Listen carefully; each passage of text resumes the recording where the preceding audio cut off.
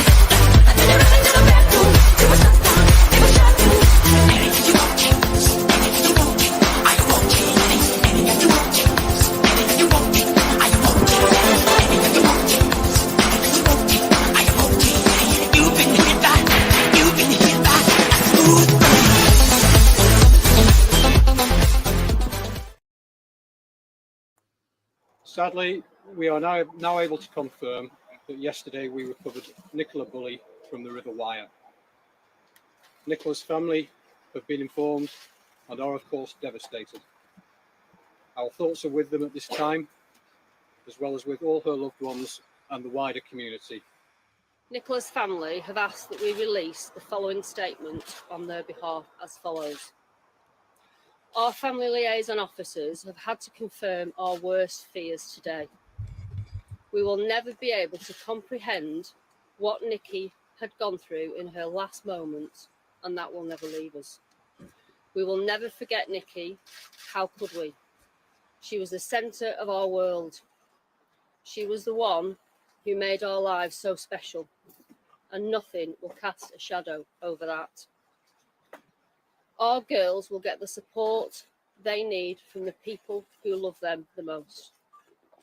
And it saddens us to think that one day we will have to explain to them that the press and members of the public accuse their dad of wrongdoing, misquoted and vilified friends and family.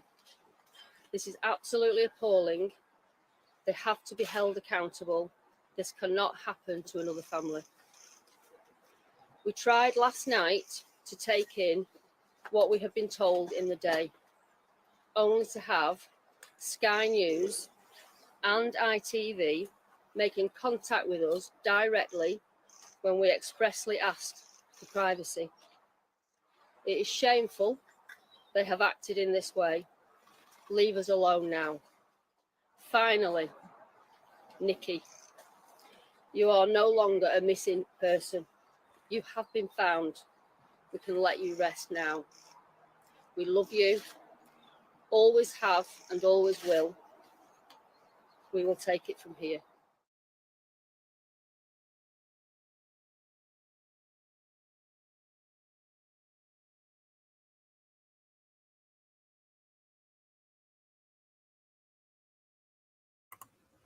How sad is that? How sad is that? One day we're going to have to tell Nicola's girls that her dad was accused of killing her. Ooh, and all the comments as well about media and social media interference. Hang on a sec. Hello, Francesca. It's just you and me by the looks of it. Never mind. I've got an hour and I'm going to be talking about what one media source has referred to as the carnival of hysteria regarding Nicola Bulley's very sad case. And as always, I'm going to be calling out social media users. I will be talking about the media in this as well, especially what was just referred to in that statement regarding a couple of different news channels. Hey, Green Eyes. You're angry with some YouTubers. Yeah, well, I'm happy to make a list as well, and I'm more than happy to do some reacting and discussing at some point too. So feel free to let me know if there's anyone in particular you'd like me to have a look at. Thanks for your email too, Green Eyes. I have actually got that in the list of articles to have a look at. I really appreciate your contacting me and sending me that information as well. Sorry, I'm only just able to respond to it now while we're live because you did send it to me yesterday, but And I agree with you. Let's hope this has some impacts or results in new laws. So, yeah, we're not holding back here today. Social media users, true crime. No, you are vultures.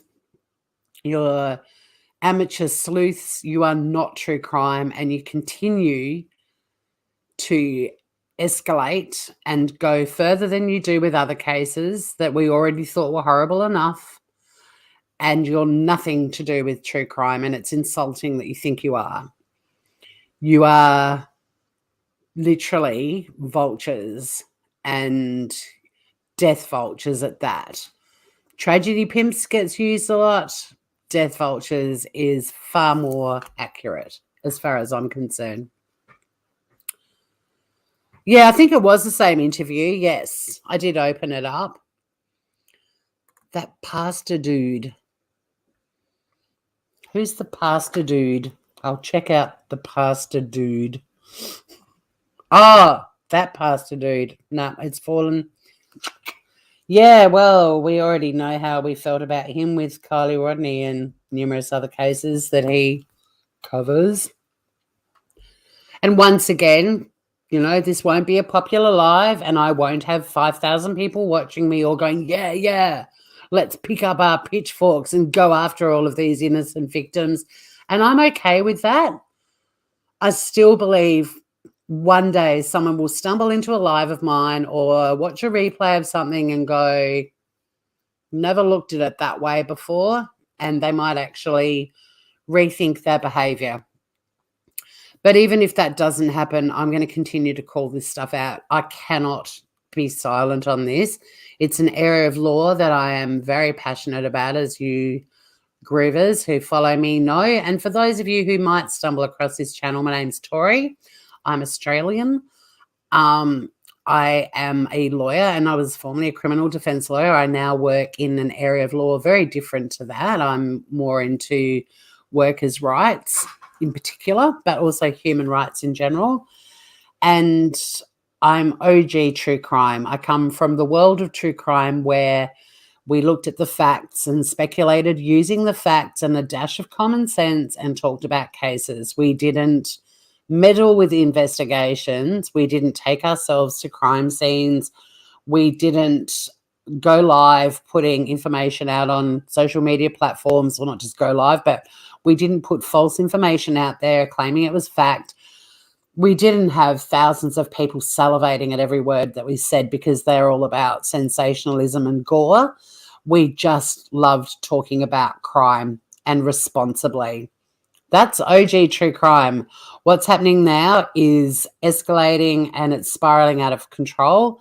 And that in particular is what I'm talking about today, because Nicola Bulley's case has gone to another new level.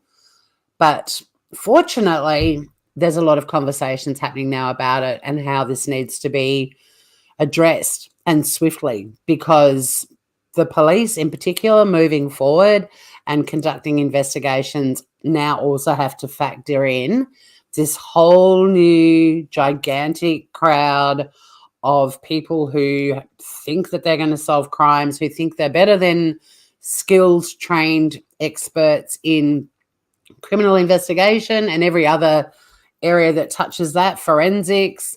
You've got YouTubers who have absolutely no qualifications analysing and explaining autopsy reports to thousands of people and getting most of it wrong. It's just getting out of hand.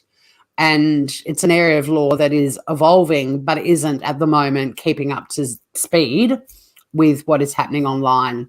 There have been arrests in this case because of some social media sleuths. We're going to have a look at those characters today. But I think moving forward, legislation needs to catch up very quickly, even if it's just at the moment amending some definitions. And I think penalties need to start to be enforced. And it makes me really angry because at the core of everything that happens with these cases is a human being or multiple human beings who've lost their lives in already horrific circumstances. There's more. One victim is one victim too many as far as I'm concerned, But with what's happening on social media, more victims are being created.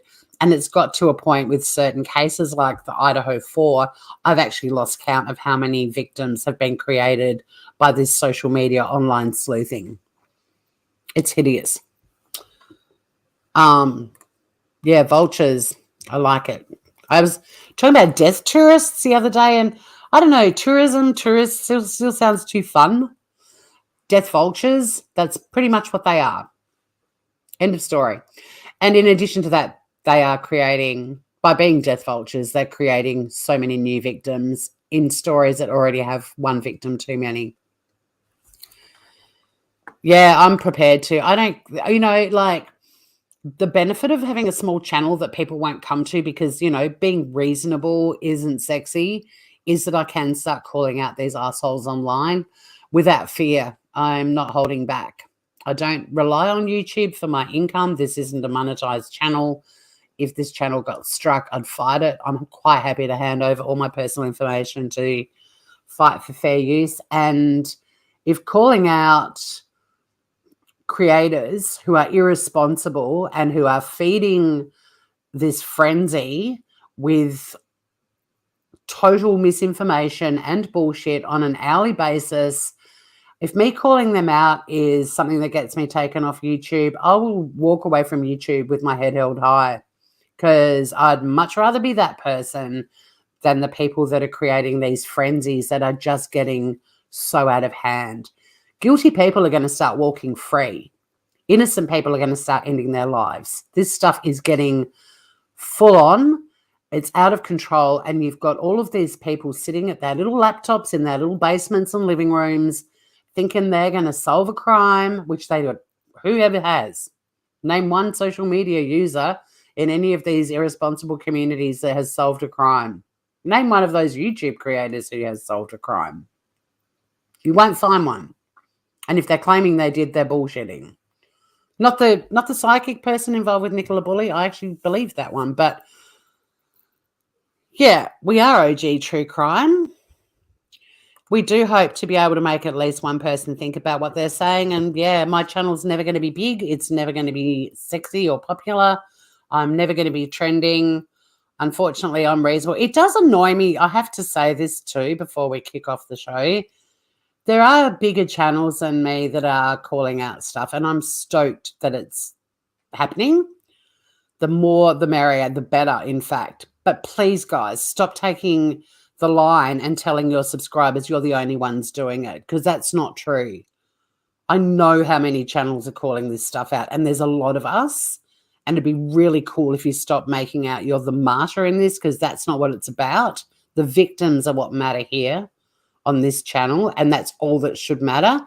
And you should be excited to know there are other channels doing it, and you should be promoting them too. The channels that are calling out this stuff and claiming no one else is doing this, stop listening to them, because it's not cool. I would love to have some of the creators that are calling it out on my channel as well, or have an opportunity to speak on their channel. I would love us all to promote each other and get more and more people fired up about this. That's the whole point of doing this. So yeah, any channel that's maintaining they're the only ones doing it, that's not the case at all.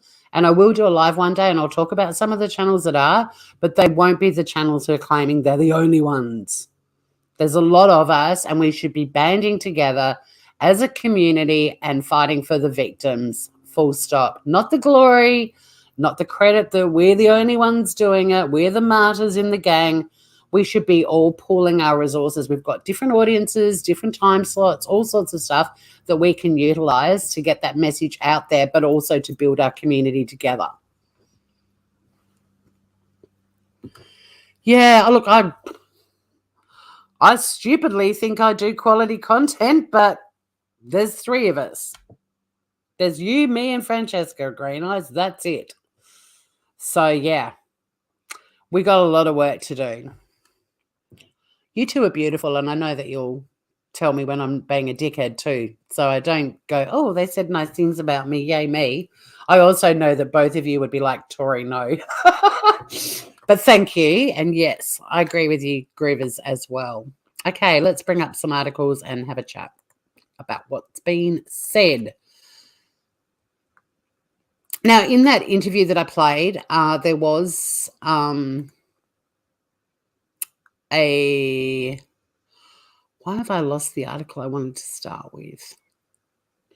There was reference in that statement that was put out by the family and read out by the... where is it? Okay, here we go. Sorry, I've got it now.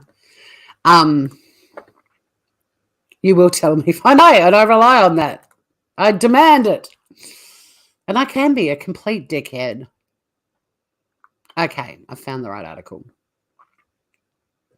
I wonder if this is the one you sent me, Green Eyes. Was your link from the Independent too? It was. It's the same one that I've got up. Okay, so we've doubled up. We're both amazing.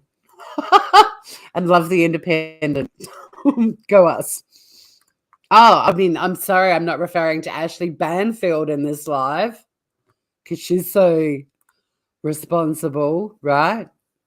You girls are not at all bush beaters. Beating around the bushes, bushing around the beat. You know what I'm saying. Let's not beat around the bush.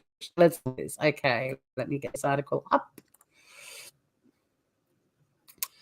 So I want to address this because hopefully someone will watch this on replay. Because in that statement that was read out on behalf of the family, there was reference to the media and in particular to networks that allegedly contacted the family after they'd asked for their privacy to be respected. And I've also got a reply from the media outlets, and it's a really good read because I think it's important we look at, you know, the full story, but also there's a lot of references to the social media interference as well, which is always what I'm very keen to call out here. The media acting irresponsibly, the benefit for families is that the media are regulated. So if they are called out for inappropriate behaviour, people will look into it. And if they have done things that are wrong, they will be penalised for that. They're held to account. There are regulatory bodies for media. So it's interesting to have a look at what the family said and then also the media response and how they're handling it. The problem is when you are dealing with people on social media, and this is why I'm choosing to be very vocal on this topic, there's no regulation. It's very difficult to go after someone who's been sitting in their study in their pajamas all day, being a nightmare online and egging people on and encouraging people to go to crime scenes and interfere with investigations and so on.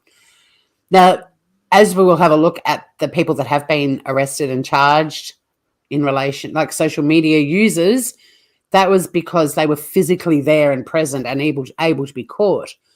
But the people hiding away at home, there's no one regulating that stuff. YouTube is too big a platform for YouTube to be scrutinising every single live and conversation and sourcing out these people. So it's up to other users to go, there's a lot of BS happening on this platform right now and we're calling it out. I can, absolutely. Joman, how are you, Groover? Oh, Banfield's a fucking nightmare. If I hear one more YouTuber going, I heard Ashley Banfield say blah, blah, blah. Like she's some authority. I mean, how can they not realise what a sensationalist piece of shit she is? See me, Banfield. Truth is defence. I've been following a group on Facebook that is discussing the Idaho 4 murders, and oh my God, I've never commented in there because I don't want to be seen in there with my real name and everything. I'm like, But I must admit there was a discussion about which floor Bethany was sleeping on. And one person was like, no, I think it was Dylan who was on the second floor. And then someone else said, no, I think Bethany had moved to the second floor. And then I went, no, guys, it was Luca. She lived on the second floor. Anyway, that's the only comment I've put in there. But and I thought it was gold. But there are so many feral Ashley Banfield supporters in there that as soon as somebody says, well, you know, that interview with Cara Canodal was a bit inappropriate, they lose their shit. Oh, if you don't like her, then don't watch her. And it's like, can you just have a grown-up conversation about this? Like, it's okay to admit Ashley fucks up from time to time, right? If you're that big a diehard fan, that's great. But she's human. Like, she's not perfect. It's okay occasionally to go, on this occasion, Ashley, you went too far. Because then Ashley comes out and goes, I admit I went too far. And they're still going, Ashley's amazing. Don't criticize her. These fanatic people that are so attached to things that when someone else is trying to incite conversation, they get screamed at. I don't understand this one-way conversation stuff. I'm not into that. I don't like it.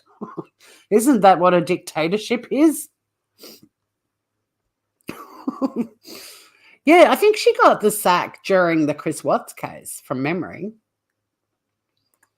You left negative. Good on you. Yeah, Luca. So let's go through this article, and then I want to show you the media response because it's really interesting. Really interesting. But like I was saying, the difference between media and social media is that media are regulated. There are ramifications. Media outlets are held accountable. I mean, people like Ashley Banfield, she's a tabloid reporter. That channel, News Nation's, it's tabloid. No one cares. No one takes tabloids seriously. But networks that have a reputation for being good and reputable, they're regulated. And there will be ramifications if they cross any lines. So I did play the statement at the start, but I'm just going to read from this article.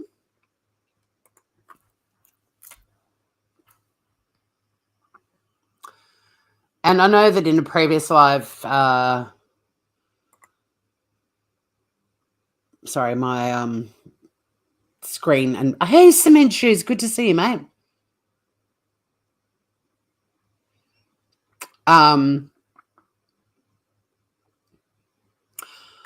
Look, I mean, yeah, we can definitely nitpick the article, but yeah, that was found by actually, that possibly is true because I mean I don't want to rip this article to shreds, but because it's the content, the family's statement about media and social media, and then the media response. But the guy, the psychic, said that he didn't actually find her body. He just knew that she was there. So technically, I don't think that's incorrect, that the divers found the body, because they physically went in and found her. Just saying. Because he actually said, I didn't find the body. I knew she was there. And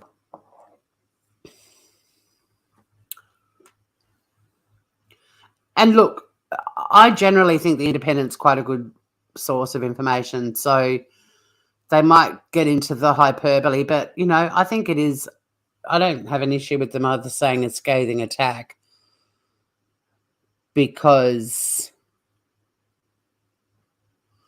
a couple walking the dog spotted her. Okay, I haven't heard that. But anyway, I can't get off track. I've only got an hour and we're already 20 minutes in. I haven't heard that news, Green Eyes. Feel free to flick me anything that you know about that. Yeah, I think they're better than most papers too. But at the end of the day, the media is always going to use, where was it, Joman's comment? Interesting choice of word by media about the family's criticism to media, scathing attack. Well, that's where I like the Independent. They don't hold back. And they do report on shitty media reporting frequently. They're kind of known for doing that.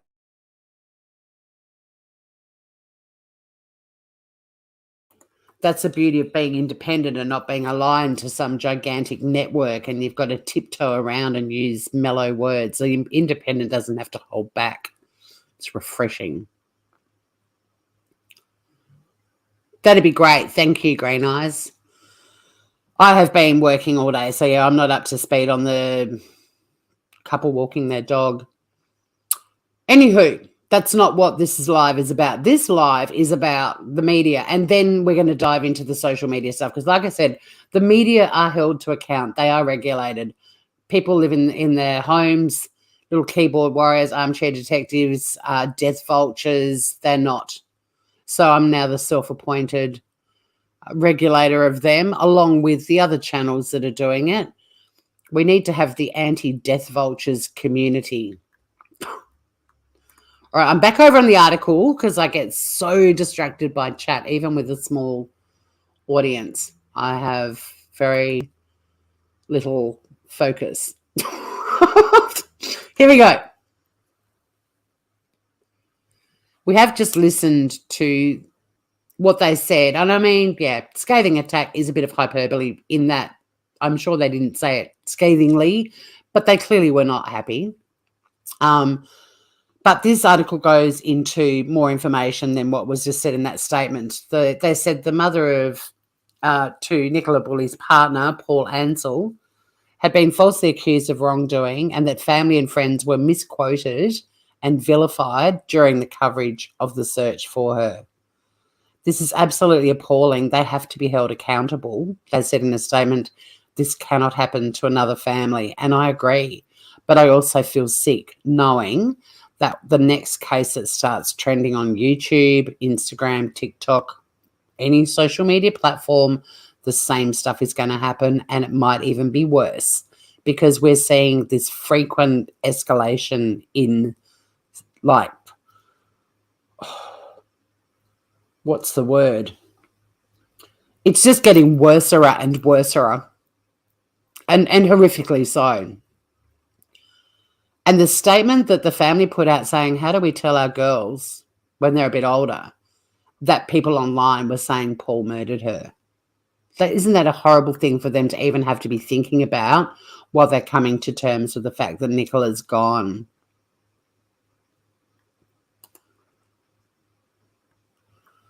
There's beautiful Nicola and little Willow. Now, this is the media criticism, and I said we will cover this very quickly because they have responded, the media outlets, and I'd be interested to see your thoughts on that. But they criticised in particular Sky News and ITV, claiming that the broadcasters had reached out to them directly after Nicola's body was found, despite a plea for privacy. Fair enough too. There's been widespread coverage of the case since Ms. Bulley disappeared, with repeated appeals for her whereabouts appearing in the press, on social media and TV news. And this bit here, social media, repeated appeals for her whereabouts. They're asking people who might know anything to contact the cops. They're not asking someone in America watching a YouTube creator putting information out from some unverified source to get on the phone and call in a tip to the cops, along with every other dickhead that's watching that channel. If you don't have credible information, stop calling the cops. The cops have described this as overwhelming, unprecedented, and moving forward, even the same with the Moscow case, the Idaho 4, something has to happen where these bullshit reports and tips can be filtered more adequately, because people were online complaining about how long it was taking for the Idaho 4 to arrest anyone, while the cops were saying, we literally have tens of thousands of tips to go through. Like, which one? Do you want to keep calling the cops and clogging up the tip line? Or do you want to let them focus on the credible tips and get on with the investigating and arrest a suspect in a timely manner that suits you? You can't have both.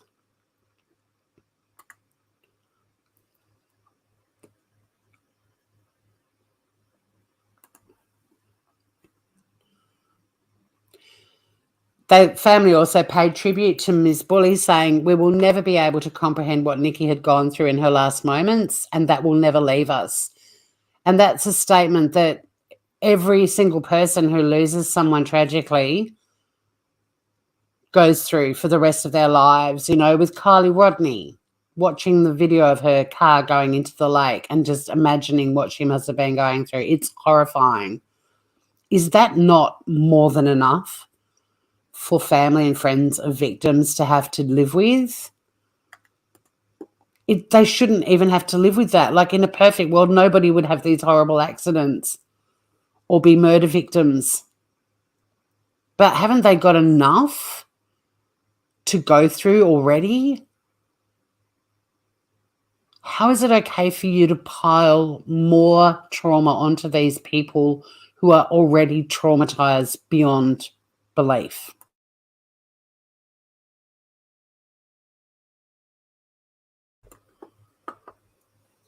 It's not okay. We will never forget Nikki. How could we? She was the center of our world. She was the one who made our lives so special, and nothing will cast a shadow over that. Our girls will get the support they need from the people who love them the most. And all of you jerks online who go, I'm doing this for the victim. Justice for Kylie. Justice for Nicola. You're not helping the children of Nicola who are now minus a mother at all. Don't you dare say you're doing it for justice for victims. You're not. You're actually making these people's lives more horrifying than they already are.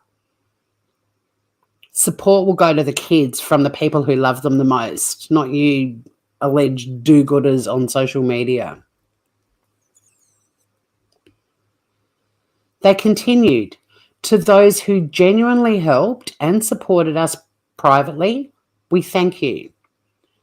The community support in St. Michael's on Wire, friends, neighbours and strangers has been nothing short of comforting and heartwarming. Friends, you know who you are. Thank you. Our hearts truly break for others who have missing loved ones. Keep that hope alive. Finally, Nikki, you're no longer a missing person. You have been found. We can let you rest now. We love you, always have and always will. We will take it from here.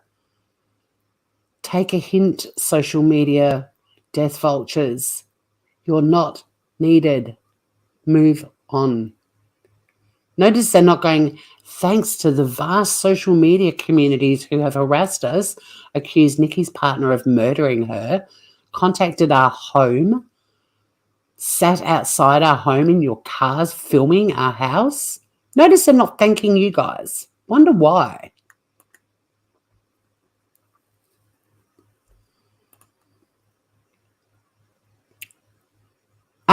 Here we go, Green Eyes. Lancashire Police Assistant Chief Constable Peter. Well, the dog walker was the sleuth, the psychic. I'm pretty sure the statement from the psychic was there were two of them walking the dog. And then he got the hinky meat of feeling that she was where they were. I think it's the same people, Green Eyes. I'm coming back to chat. Let me go back up. The Gore Crow Watch Committee, yes. I'm easily distracted, Joman. No, some humans have no moral compass. Absolutely not. It is disgusting and depressing. Some channel idiot was digging in the woods for her body. Well, yeah. Oh, thank you, Fran. My channels and other channels. There are good people on YouTube's. That is highly possible, Cement Shoes. The distractions and the ploughing through so many tips that are just not credible and should never have been called in is taking away time they can be out and about and looking, you know? And because they have to, like, morally check every tip, they're stuck in a really tricky position. They can't then go, oh, this could be a bullshit tip. We won't worry about it, when that might be the credible one in a sea of swill, you know? Yeah, loved ones' last moments are so important. And there's instant relief when a missing person is found, because then the grieving process can continue. But living in that constant state of where is my loved one, That is more than enough for a human being and human beings to have to bear without all this other crap going on. They are sacred moments.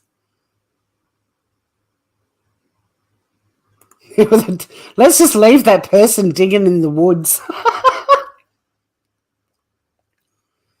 They don't. And like I say all the time on this channel, God forbid any of their family members or loved ones go missing, because won't that be a turn of events? Do you think they're going to be sleuthing their own loved one's disappearance? No, they're going to be online complaining about all the sleuths interfering and not giving them privacy and allowing them to grieve. We won't hear the end of it. Yeah, exactly, Cement Shoes. I can't believe there are channels still going live on that story and foul play, and it just, seriously, it's awful that it still draws big audiences. If people could just stop watching this shit. But they're thirsty now. They've been fed a narrative. All these unverified sources, all of these channels like News Nation just continue to feed it, and they're getting hungrier and hungrier. And the fact that there's even hashtag team foul play shows how off kilter human beings are becoming with this stuff. That you literally want the worst possible outcome of some story that is already horrific. You want it to be worse than what it already is. What sort of demented thinking is that? This is real life. These are human beings who die tragically. It's not a TV show. How can you be so repugnant that a 16-year-old making a terrible mistake that cost her life not be graphic and horrifying enough for you to just want to let her rest in peace and let her family and friends grieve privately? Why do you want that story to be worse? What honestly motivates you to think like that and want that and thirst for that outcome? Like, take a good look at yourselves. Question it. How can you live like that? And for years now, because this has been going on. I first discovered YouTube Lives with Chris Watts. It's been going on since then. This social media feeding frenzy, and it gets worse and worse with every news story. And if it's trending on YouTube or TikTok or Instagram, it gets hideous very quickly. There's so many cases and murders and missing people stories that never become popular because all the creators that want to make money on YouTube know that to make money, they've got to follow the popular stories. And all of these death vultures roll in, day out, because that's where they get fed. My little channel covering a missing Tasmanian isn't going to feed their frenzy. Nor is my little channel calling out their bullshit. Even though I'm talking about a case that's trendy on social media. People, I reckon, walk in here and go, oh, she sounds like she's reasonable. And she's following the facts. Oh, she's not feeding me, so I'll move on. That's truly what's happening with my channel. I'm always chatting to the same crowd of reasonable, decent, empathetic, OG true crime people. Yeah, some YouTubers court cases and justice. Wouldn't that be fabulous?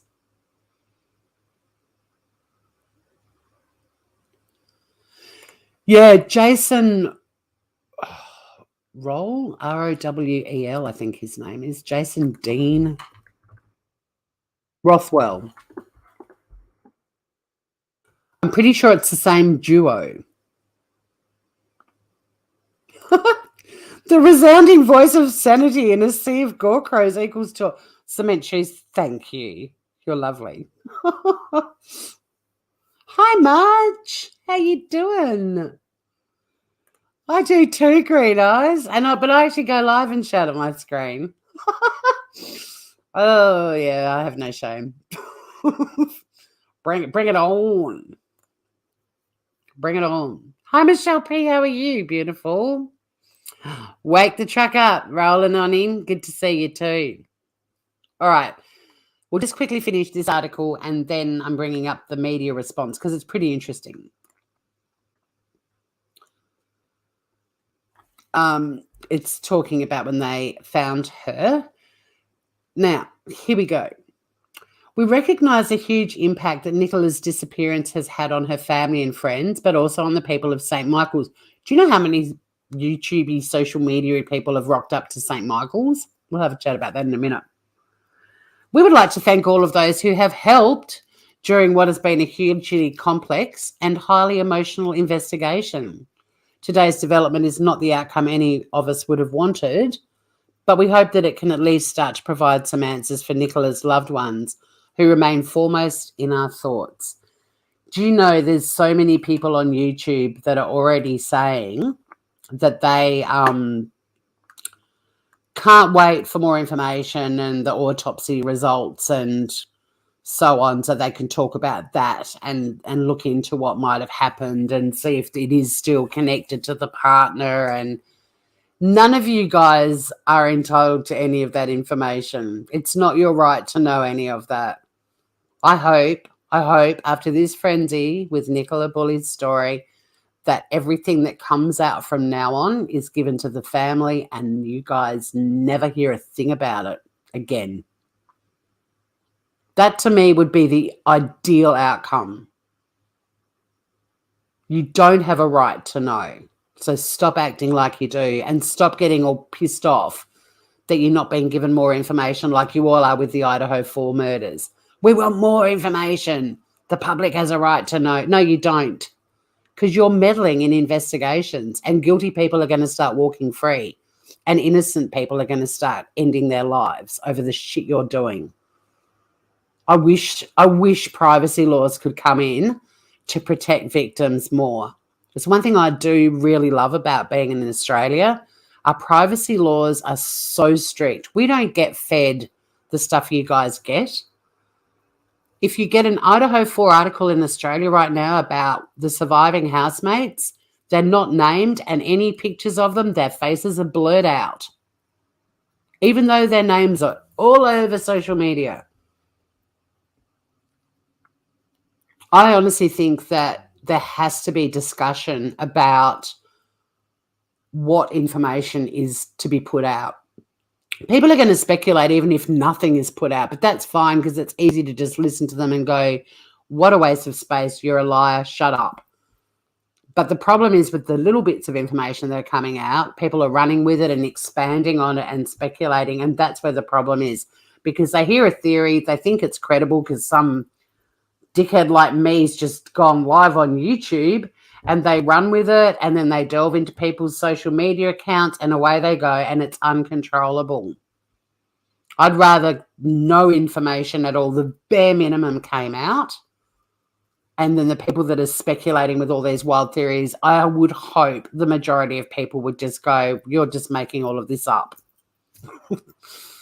I've got better things to do with my time. I'm not listening to another word. Wouldn't that be great if that was what would happen? Something's going to have to change. I don't know if new charges, amended legislation and penalties are going to deter everyone. It might deter some. But one way to fix it would be like, we're sick of the interference from all of you social media wankers. Like, go back to playing Farmville or Candy Crush Saga or whatever the hell that's called. Because you're no help to us. You're making things worse. You're creating new victims and you're harassing victims. You're interfering with investigations. And eventually, how can you find an impartial jury because of all the shit you're doing? Like, trials are going to have to be heard in different countries soon to try and get impartial juries. It's just ridiculous. Something's got to change, and maybe not feeding the death vultures is a start. Is my Shanna here?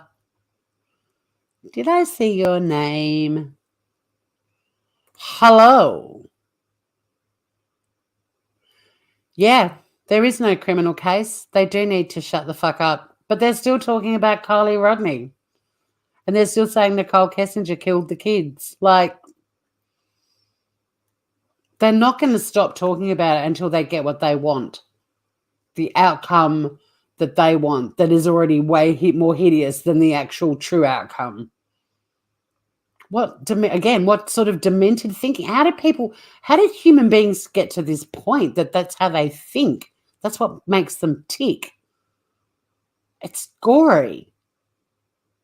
How many of these people have actually inhaled fresh air in the last 4 years of their lives? Do they even open a window? Do they clean their houses? Have they maintained friendships offline? Like, how can you be tuning into 8-hour lives that is all speculation and completely ignoring the facts day in, day out, and not function and do your daily chores and eat the right food and drink enough water? And is that why their brains are so warped now? I don't know. Gag orders are a good thing. Did you see that fucking, oh my God. Have you seen it or heard any of it? The Justin, I'm calling him the Justin, talking about Dylan, who I will continue to defend on this channel till the cows come home. Oh, when are the cows coming home?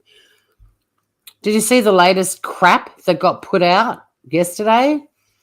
The guy that reckons he's working off the record or off the books for the defense and for Brian Koberger's defense team, and the hideous bullshit he put out, and the channel who put it out, they're saying, oh, I have every reason to believe this is true and credible. And he's now done a backflip with everyone going, what the fuck? This is insanity. But the reason I mentioned the Justin, apart from him being one of those insidious human beings that says, unless you're trans, you can't talk about trans issues. Okay. You are American, and I'm sure you talk about freedom of speech on a regular basis. So you're clipping everyone's like, unless you're actually trans, you can't talk on trans issue. How's that for culling a crowd of allies that have done nothing but defend you and support you for centuries? Decades. But anyway, that's not the real issue. Apart from him saying he's off the books or off the record with the defense team, that doesn't exist. If you're working on a defense team, you're on the books. You're not allowed to get information from an informant and put it out into the world when it could actually fuck up the case you're building for your client, the defendant. Not okay. But yeah, he went on this rant about the gag order being unconstitutional. And then I'm like, yeah, well, freedom of speech is constitutional. And you're saying people aren't allowed to talk about it unless they're transgender. Okay, so on the one hand, boohoo, bad gag order, unconstitutional, and then a constitutional right that you guys proudly talk about all the time. You're telling us that it's got exceptions. Okay. Yeah, so the Justin got a lot of time. I wasn't even going to mention him. He got way too much. I'm certainly not going to play him on my channel. No. The arm dicks are there for the gory clicks. They will never go away until all platforms completely strip them from every way of making money. Yeah, well, I mean, wouldn't that be cool? Demonetize YouTube and see how many people hang around and what their content's like. I'd stay. I mean, this isn't a monetized channel. I'd stay on YouTube. I'm not on it for the coin. I love that on Tasmania Calling, the money that I used to get, because it's kind of, unfortunately, that channel's just like stuck in a cul-de-sac I can't get it out of. But yeah, this is a creative outlet for me, and I like connecting with like-minded people, and I like having discussions with people. But imagine how many YouTubers would just disappear if the coin was taken out of the equation. Oh, yeah, no, God, the Murdoch trial. Well, yeah, I mean, not being able to watch trials live is Well, you know, I'm actually okay with that. I don't know why I constantly hear in America, we're taxpayers and we pay for the judges' salaries and we're entitled to see what's going on in a courtroom. Well, here we're not, and nobody gives a fuck.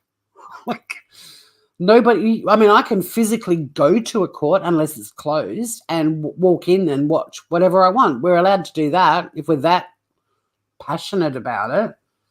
But there's no one in Australia going, our taxes pay your salaries. We demand to keep an eye on what you're doing.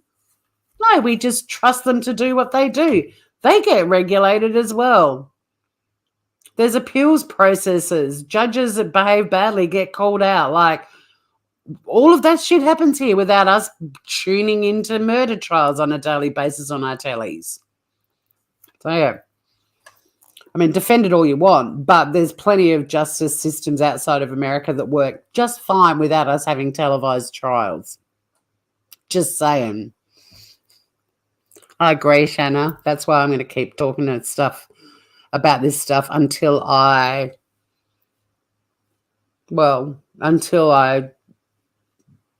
get sick of hearing my own voice, which could be sooner than you think.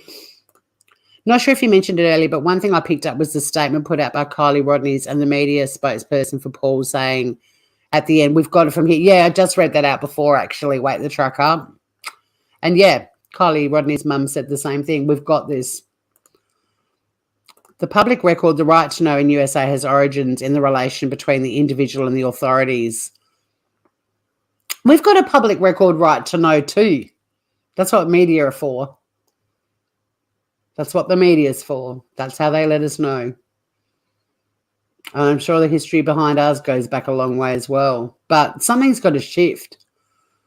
We're giving the death vultures too much. Well, we're giving the death vultures the facts and they're still ignoring them. Like, I don't know how to fix this. I don't know.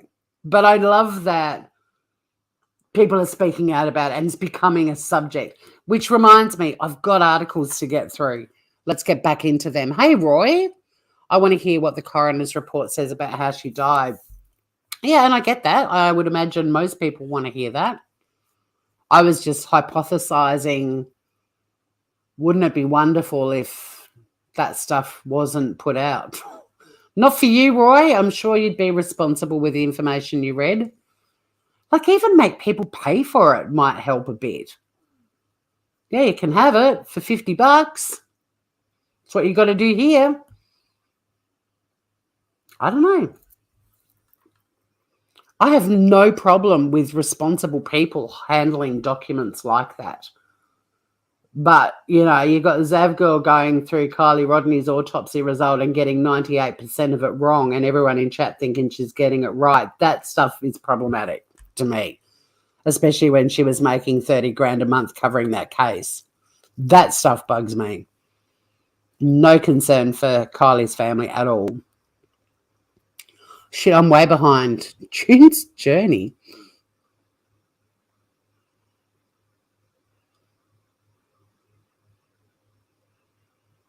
Yeah, well, I know. I mean, everyone wanted somebody arrested for the Idaho murders 5 minutes after it was announced that 4 kids were dead. Where's the suspect? Come on.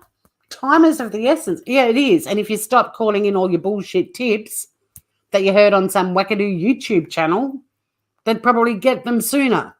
In fact, they don't, because it does take a long time for forensic reports to come back, you know, results and so on. I think 49 days was amazing. I thought that was very quick. Look at Delphi and how long that took, you know. 6 years, 49 days. Was that really something to whinge about? They were whinging on day 14. There's so many sociopaths behind keyboards, and then reasonable people like me turn on my camera. Hi, I have nothing to hide. What did Roy say? I guess it'll be a mystery. Yeah, oh, okay, yeah. In the UK, the public don't get an automatic right to medical examiner reports. Watch the outrage about that too. I'm not sure if it'll be a mystery, Roy. Like, we can access, once there's been a coronial inquest, we can access those results, and they're better anyway because you're not looking at a coroner's report and then interpreting it your own way and telling everyone it means what you think it means. A coronial inquest and the outcome of that has been in court with experts and specialists, and then the coroner weighing up all of the evidence and putting out the official result. That's what we do get to access. And that stuff, I'm fine with the public getting that. Absolutely. That is the public's right to know as far as I'm concerned, because those reports also bring about all the changes to like improving roads where there's been multiple accidents and implementing more mental health care for particular professions, and it leads to all sorts of stuff. And I'm all for that. But I think just like an autopsy report, that sort of stuff, nope.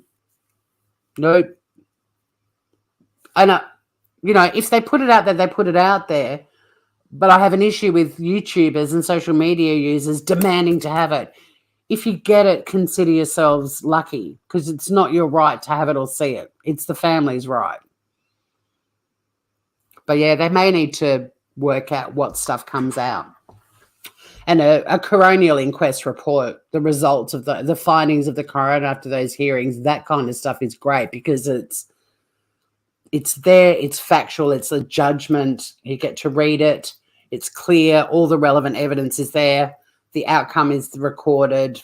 Done. Oh, they want accidents to be the Justin. No, it's not him. It's another one. Yeah, and look, I think, I mean, it's mysterious. I get that, Roy. Totally. I do get that.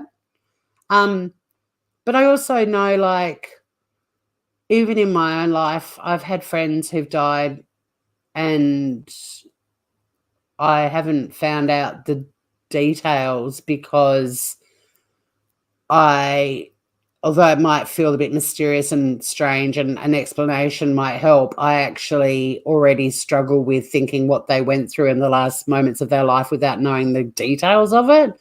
So it kind of, to me, the sad thing is that person's gone.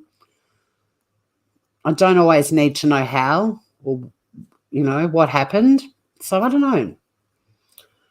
But yeah, I mean, people like mysteries. And some people just need that information so that it's no longer something that they're thinking about all the time. And in that instance, I think that information being put out there is helpful. But putting it in the hands of YouTube true crimers, we've seen what happens with it. There's people still saying that Shanann Watts gave Cece alcohol because there was alcohol in her, or was Cece or Bella, one of them, that Shanann had given them alcohol because they had a reading. They don't even know how deep composition gives you an alcohol reading. It just is mind-blowing, the stuff that... So then there's, she was abusing them. She'd only just got home at 2:00 in the morning. Chris was the one that was with the kids at night, but why has he not been accused of making them drink beer? Anyway, I'm off kilter again.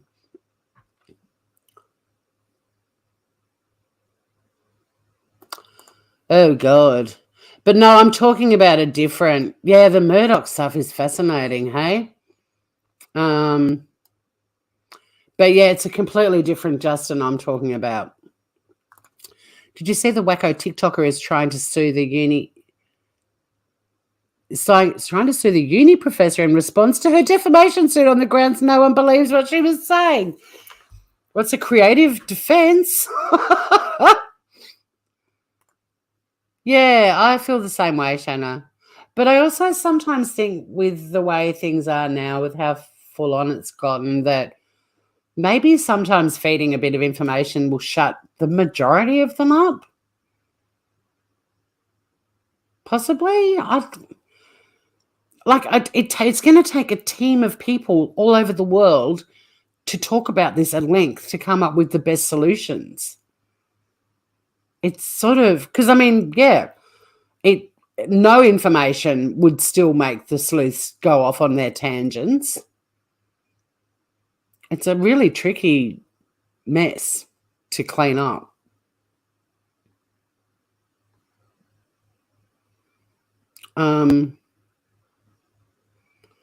I'm way behind in chat. So, which is probably a good thing because let's finish this article because I do want to have a look at the media's response, and there's a few other bits and pieces that I want to talk about too. Look at them.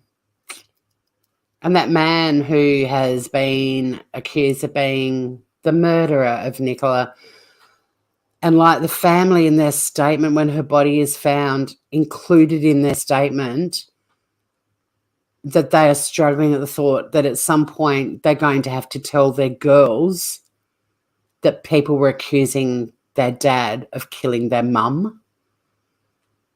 That's forefront in their mind at the moment when they're coming to terms with the fact that Nicola's not coming home alive. They've had to include that. Isn't that so tragic? Like, I heard that and just burst into tears for them. I thought the days of somebody missing and then being found and the family putting out a statement and thanking the police and the public that helped them and the support from family and friends are gone. These statements now include, like with Kylie Rodney's mum, a stern message to the social media hysteria that has hurt them even more and is going to hurt them again. Because these girls are going to be able to Google their mum's name, and all of this stuff coming up accusing Paul of killing her is going to come up in their search. So they're going to have to tell them about it. They should never have had to. It's horrible enough they've had to tell the girls their mum is dead and she's not coming home. Imagine having to live knowing at some point you're going to need to tell them that when mummy went missing, people from all over the world were saying daddy killed her. It makes me so upset. And I might be ugly crying, which is why I've turned my camera off.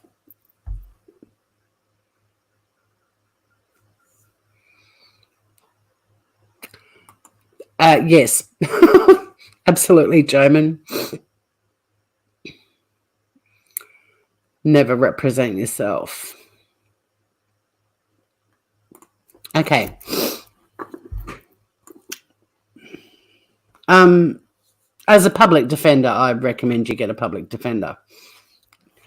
You might have to ask a non-public defender that question, Joman. Okay. So I'm going to bring up now the article with the media responding to the family's statement, because I think it's important that we look at both sides. But also, let me just check what the headline is, because I've got a few.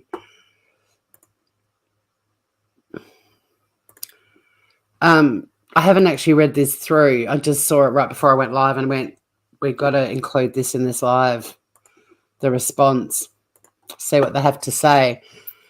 And I'm using BBC as my source for this article.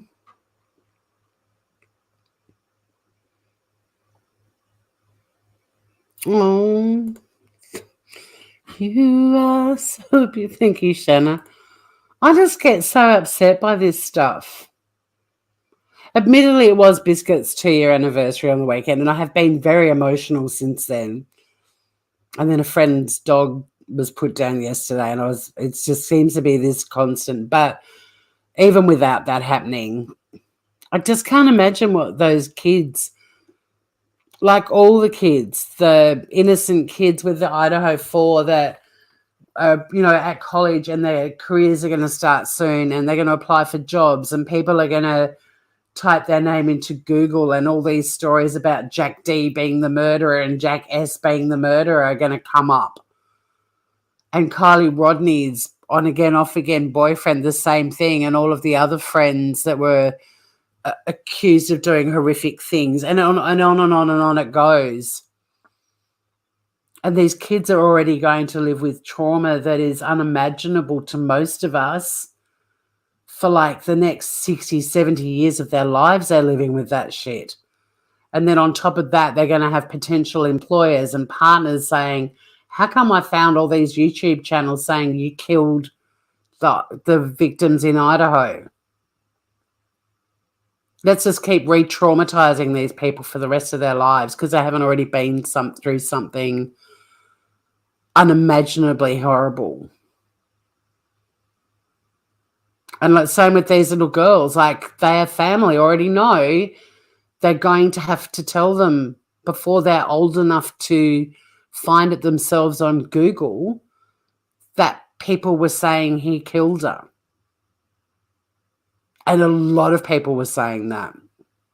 Big channels.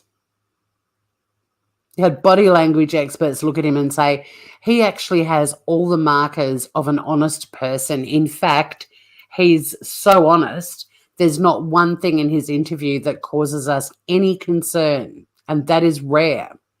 Like usually people, when they're being interviewed, they're nervous and they might do things that could be a sign of deceit, but then other things that they're doing show that they're not lying. But to get someone who there was nothing suspicious at all about his interview, and yet I have heard more people than I care to name or number. No, there's something about him. I knew from the start he looked shifty. He did it. It was a hit. Once again, let's ignore all the specialists that are saying, please don't go after this guy. He's clearly not the one who did this. And they don't care. And that goes back to the question, how much information gets put out there? Because the factual stuff gets ignored anyway. Do you just stop putting everything out? I don't know. Yeah, I know, a little biscuit. Anyway, I'll start crying again. Hang on a sec. I need a tissue.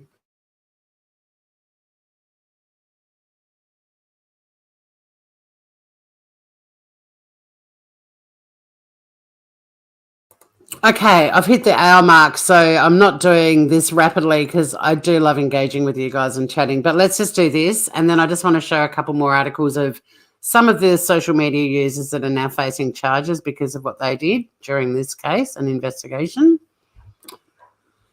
So Ofcom have responded saying they're extremely concerned by the family media complaints. This article is only 7 hours old. Look at her. In the willow. So Ofcom are a broadcasting regulator, and like I was saying at the start of this live, the difference between media and social media is regulated, and there are ramifications for being irresponsible and doing inappropriate things when you're media. Social media, no. So I'm keen to hear the media response, and at the moment I don't have any answers for social media. Maybe it does need more regulation. I don't know. But then I'm also really happy with Elon Musk going, his Twitter, do whatever you want on there. You know, you got to weigh it up. It's too much for one person to solve, and I'm not the one to do it.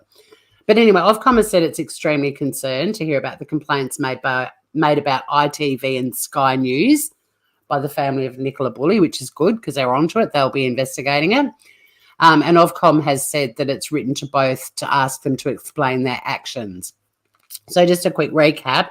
The family said the broadcasters contacted them despite their appeal for privacy on Sunday, when a body later confirmed to be that of Nicola Bulley was found in a river. Now, ITV has put out a statement saying they're going to cooperate fully with Ofcom. Sky News has yet to comment, but like I said, this article was 7 hours old. Ms. Bulley's family criticised parts of the media and some members of the public for their, quote, absolutely appalling conduct since she disappeared. Are you listening, members of the public, social media users? Absolutely appalling conduct. This is a family who's just lost someone they adored, and they've got to deal with your shit. And it's absolutely appalling. I mean, can you use more severe words to make a point?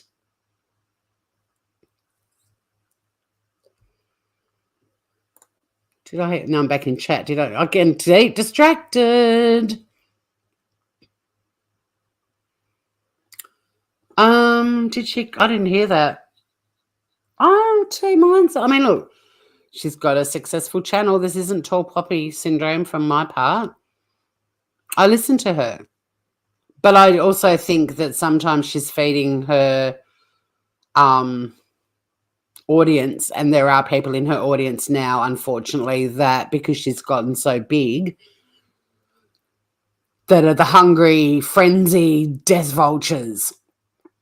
But the last live I heard, and I'm 100% backing her on this because I think the same way, she's noticed with the growth of her channel that there are some incredibly angry and unpleasant people in her chat now and also sending her messages. And she repeatedly asked people to stop that and to just be nice and respectful and have proper discussions. But the fact that she's now calling it out and is clearly, she's such a composed woman, but clearly is finding it very surprising and daunting at the moment because it's obviously happening in bigger numbers than she may have anticipated. I'm completely behind her. There is no need to do that. It's not her fault that her channel has grown and the death vultures are now in her community because they will go anywhere where they can get fed. And sometimes she uses sources that I think might be a little bit spurious and a little bit unreliable, and that's the stuff that feeds the people the most. But she seems to vet a lot of it very carefully, and she also has good experts and people on her panels as well. I think she's a really responsible creator, but, you know, you really are damned if you do on this platform. It doesn't matter how good you are or how thorough you are. You're feeding a mob of people that are like zombies, and nothing that you say that is reasonable or nothing that you say to try and clarify a point is going to be heard by them. They don't want that stuff. They want the goss. But yeah, the fact that she's now actually asking for calm in her chat and people are ignoring her, because they do, they're zombies. They do not listen. It's disappointing.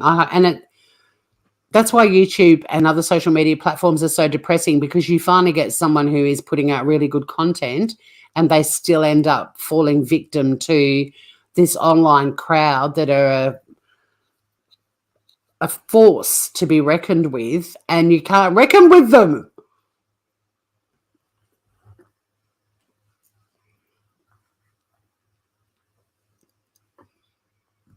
It did grow very fast. And now she's having to ask people to be nice and respectful, and bless her, I would say the same thing, knowing after what I've seen happening on this platform for nearly 5 years in terms of going live and the growth of channels and everything, it's not going to change a thing because they are zombies. You can't get through to them, and they will bring more of their kind to your channel. And at some point, most creators that have good hearts and good intentions will decide to pull the pin because it's too taxing emotionally to stay on there anymore. These assholes are not only destroying lives offline, they're fucking up lives online too.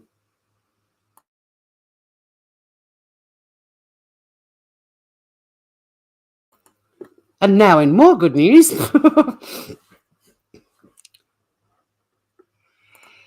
I think I'm an idiot because I put myself in the responsibly category. I don't do it well because I don't have 50,000 people subscribed and I don't even have 10 people watching me, but I do it responsibly.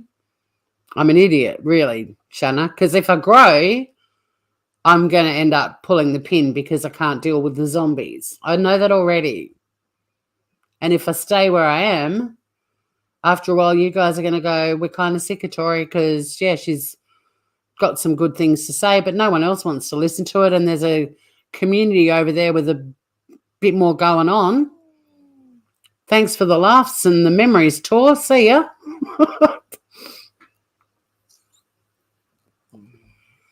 Biscuit was our mascot, but now we have Sunny Bum.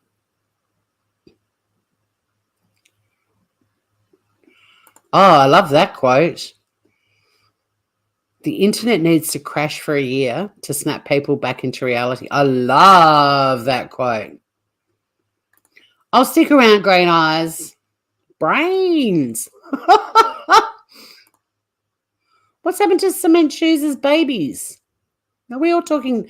I can't. Cement, I'm sorry, whatever happened. I'm an emotional wreck right now because of Biscuit's anniversary and a friend's dog being put down yesterday. I'm sending you much love. I'm going back to the article. Otherwise, this live is going to go for 8 hours. And then that's another reason my channel won't grow, because nobody's going to tune in and watch a replay of a live that goes for 3 hours. They're not. I don't. Do you? Ever? So, yeah, I'm trying to be quick. I don't know how to do this unless I just do videos, and then I don't get to engage with you guys. So what do? Help me out here. Do a video and a premiere and just chat to you in chat. Is that maybe a way to go about it?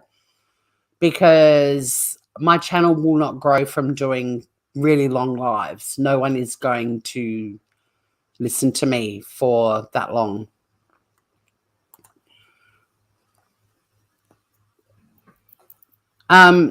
Anyway, the media's response. This is really important. I'm going to focus on the article and get through it, and then I'll come back to chat. Okay. It's understood Sky News has received Ofcom's letter and will work closely with the watchdog to answer its questions. So someone has spoken for Sky News, even though they haven't put out an official response yet. ITV has said, as a responsible broadcaster, we will cooperate fully and respond in detail to Ofcom's request for information. We express sincere condolences to the family at this difficult time, and we will not be commenting further. That's kind of tactful. ITV News had believed Ms. Bulley's family were willing to engage with the media, it is understood, but withdrew when a family member declined to speak to them and have not made contact since. I guess there'll be evidence maybe to support that might clear things up. I don't know. Former Sunday Telegraph editor Baroness Wheatcroft. Baroness. I want to be a baroness. She also responded to Ms. Bulley's family condemnation of some media organisations, including for not allegedly respecting their privacy. The crossbench peer said there was every reason for people to be deeply upset. Look, I agree too. It'd be horrible if you say, respect our privacy, and then you have people calling you going, hi, I'm from Sky News, want to chat? Speaking on BBC Radio 4's Today program, Baroness Wheatcroft, I love her name. I'm going to be that troll. If you see Baroness Wheatcroft out and about on YouTube, it's me. Okay, so she said that the Independent Press Standards Organisation, and these are one of the regulatory bodies, IPSO, they must demonstrate it really has teeth and examine how Ms. Bulley's disappearance was reported.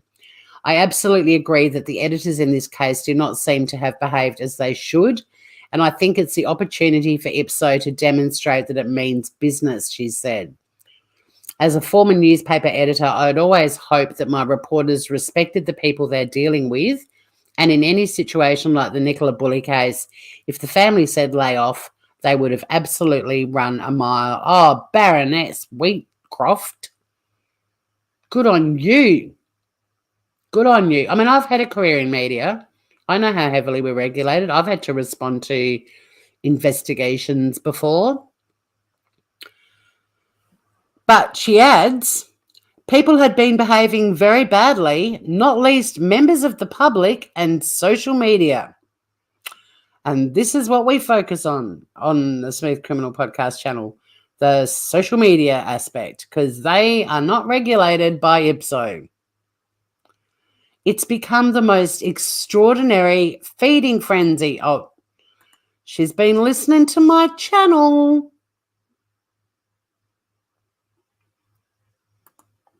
The feeding frenzy. Evan Harris, former director of campaign group Hacked Off, said, there's one big difference between the people on social media who I condemn, yes, go Evan, and newspapers. That's the editor. These purport to be an edited, curated product. Therefore, they can be regulated and should be. It's hard to regulate a bloke in his basement. Oh, Evan Harris. We're sisters of another mister. Brothers of a different mother. Did I not say almost identically that earlier? How do you regulate the chick in a living room? You don't. You can't. He's put a guy in a basement. I kind of like that. A bloke in the basement. This is who we care about on this channel. A victim.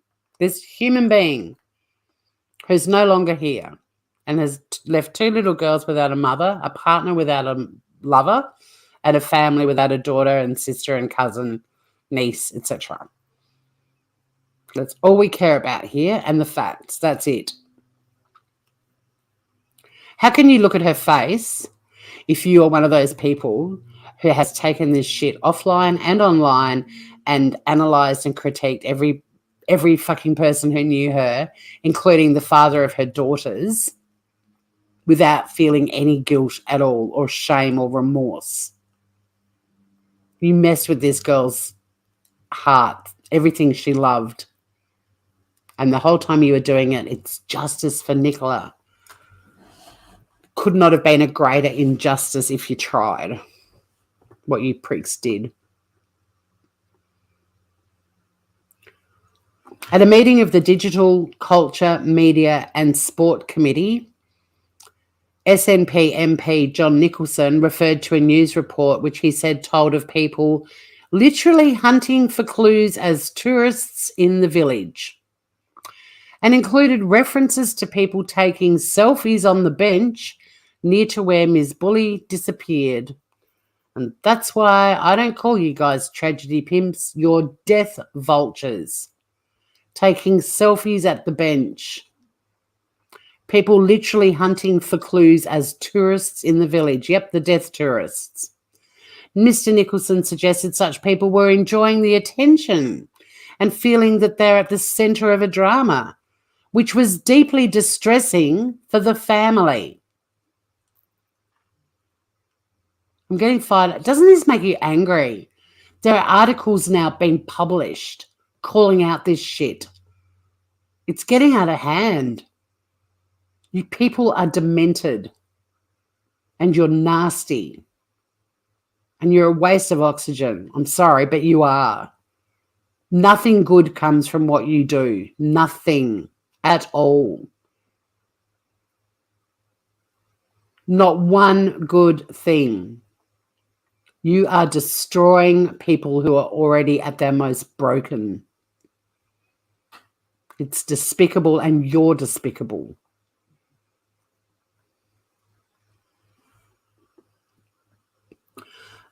Arik Chowdhury, head of policy, data and digital technologies at the Royal Society, a fellowship of some of the world's most eminent scientists, told the committee that the media frenzy in Ms. Bulley's case was disgusting.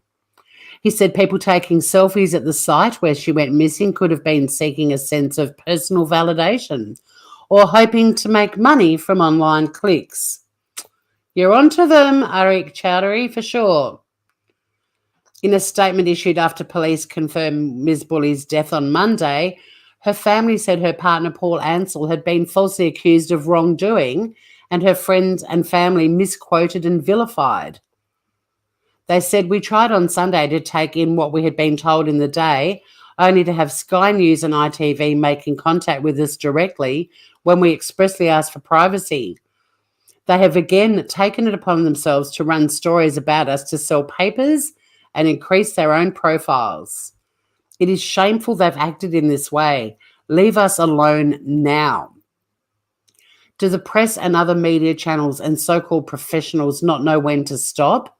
These are our lives and our children's lives. The family said it was absolutely appalling and can't happen to another family. These families shouldn't have to even speak up about this stuff.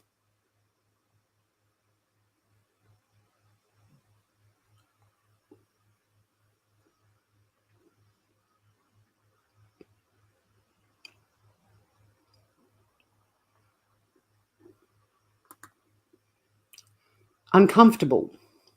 Former ITN editor-in-chief Stuart Purvis, who has also worked as a senior Ofcom executive, said, I think the whole issue of how you approach the families of those who have suffered, who are suffering from the disappearance and possibly the death of a loved one, is a continuing issue in the media. He said the lack of a public response from ITV or Sky News suggests that they were uncomfortable with the position they are in. I'm sure they don't want to get into a public row with the family, but if they had a proper defence of this situation, I think we would have heard it from them by now. And I'm sure they're clustered in a group at the moment trying to work out what to say. And this is the thing again, these guys are regulated. They're going to have to explain their actions. And if not, they're going to get they're going to be reprimanded for it and possibly penalised. But do you think anyone on social media is gathering, clustered in a group at the moment, trying to work out what to say because of what they've done? How about you start with sorry? And why don't you finish it with, I will never do this again? And then turn off your computer and buy a goat and sit out in the garden with your goat for the next 12 months. Learn how to crochet. Paint a room in your house. How about you clean your house from top to toe? Do some minimalising. Do the dishes. Been eating off paper plates for months because you haven't washed all of your ceramic stuff. I don't know. Just buy a goat. Go on a giveaway site and get a goat that someone wants to give away because they eat all their washing off the line. I don't know. But I doubt that there are clusters of social media users all sitting around going, shit, what do we do? We've done this again. But if there is a cluster out there, sorry, say it publicly and direct it at the people that you're sorry for hurting. And then say you'll never do it again. And then get offline and buy a goat. I need to get a T-shirt that says that. Hi, Kylie. I'm jumping back to chat now. I think most of you guys aren't even listening to my rant now, but that's okay. I'm so angry and I'm so upset. Then, this article just goes on and on and on. Dominic Ponsford, editor-in-chief of media trade website Press Gazette, told BBC Radio 5 Live there'd been research into media approaches to families following the death of a loved one. So this is what we need. We need research into social media approaches to families following the death of a loved one. Families have said it's much worse if a terrible case like this is ignored by the media. Interesting. Sometimes unexplained or abrupt deaths are ignored by the media for whatever reason, and that can be very hard for a family. Well, I do hear that a lot, especially with missing person cases. And even with Summer Worlds, I remember when channels were feeding on that story, the frenzy was focused on Summer. And I remember saying in a live, imagine if you're the parent of a missing kid in America right now and everyone is talking about Summer and no one gives a shit about your kid. Like, imagine how you would feel. So I do get that, totally. But it's how it's then reported and the responsibility you attach to the way you report it that's crucial.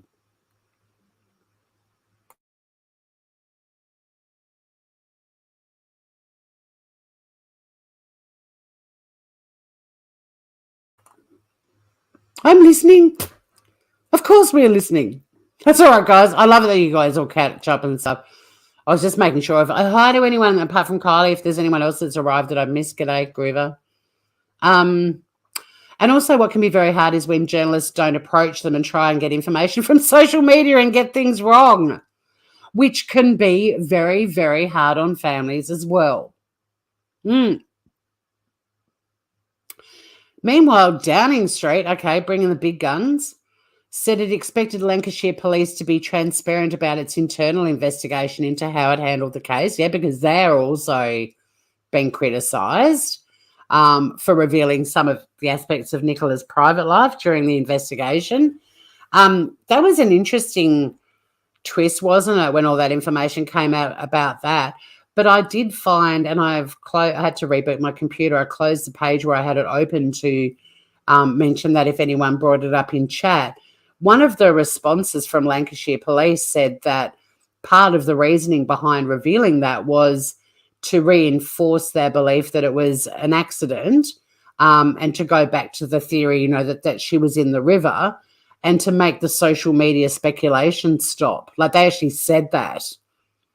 Now, I'm not saying that justifies doing it, but it was just an interesting thing that once again social media popped up, and that was part of their reasoning for doing it. It was to try and shift the focus from people online saying that Paul had killed her or had got someone to kill her, and get it back to the story they were putting out there.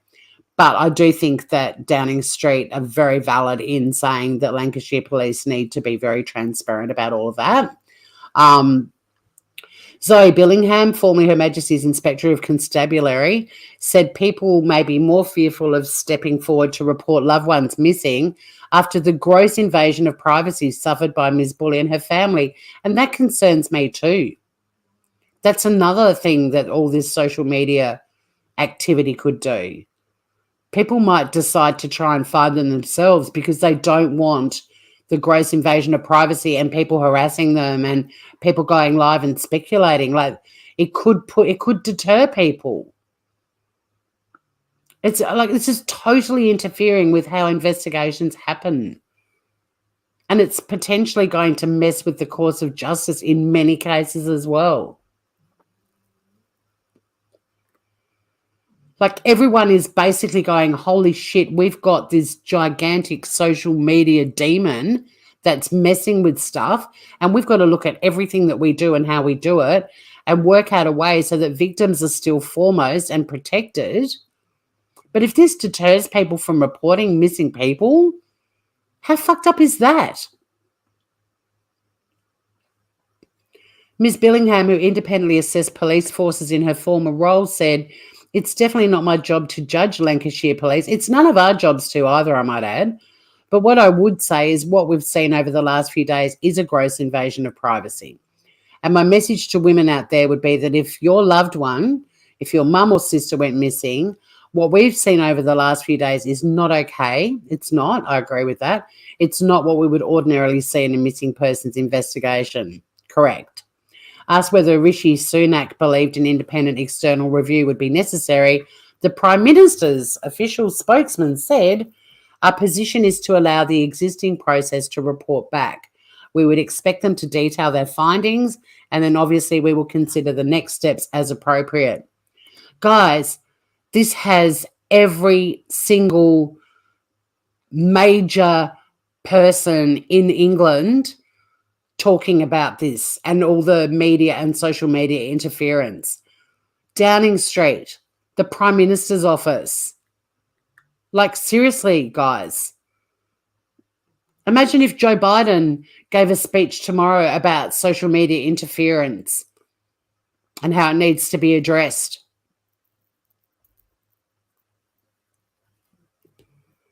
It's so fascinating seeing how this has been handled in a different country and how intense this was. And it was like something they'd never seen before.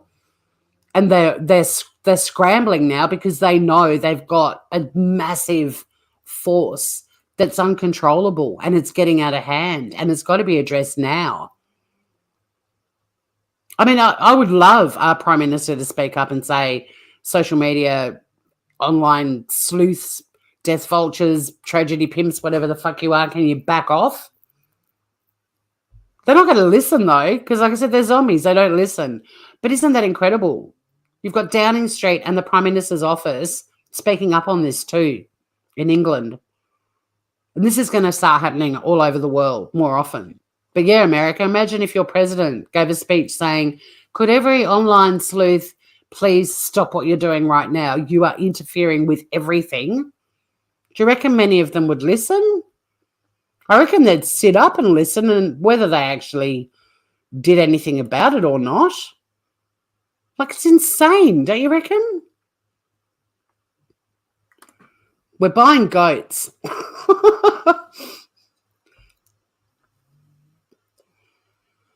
This man is owed 1 million apologies, but they have requested privacy, so maybe leave it a little while. But yeah, you owe that man so many apologies. And you also owe him a pledge so that Nicola's death wasn't in vain, that you will not do this to another Paul Ansell or anyone else connected to a victim of a murder or an accident.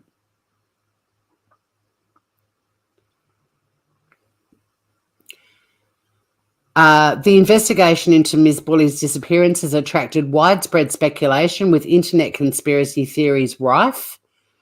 Members of the public even visited St. Michael's on Wire to conduct their own searches, some of which were posted on social media sites, including TikTok. Ka-ching, ka-ching, ka-ching, the creators watch the coin roll in. Mr. Ansell became the focus for criticism, with some falsely accusing him of involvement in her disappearance. Wow. We're going to be seeing way more articles like this, guys. We've got a country that has Downing Street, like the head of their police force, speaking out, and their prime minister speaking out. And yes, there's a lot of focus on the media, but social media are being referred to throughout this article as well.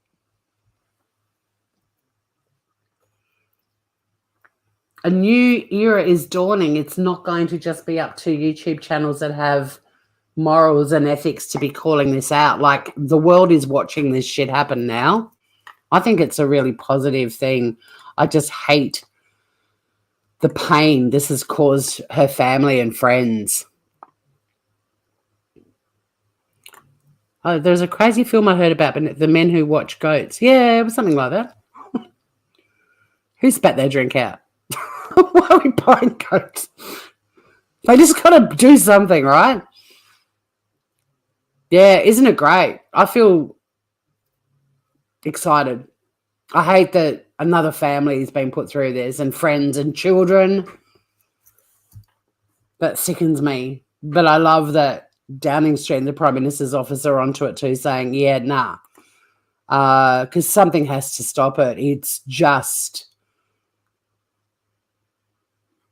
getting out of hand. It's out of hand is an understatement. It's horrific.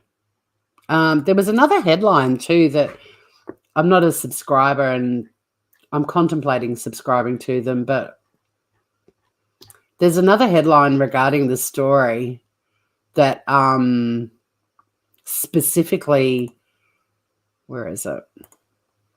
The Economist. Nicola Bulley and the era of the social media sleuth. And yeah, it's a subscription newsletter, but online, paper, The Economist. But it didn't let me get very far in, except for the quote from Detective Superintendent Rebecca Smith of Lancashire Police, who said she's never seen anything like it regarding social media and the unprecedented level of voyeuristic speculation. That's another great word for them, or name. The speculative voyeurs. Yeah, so there's a lot of reporting about it, which is giving me hope.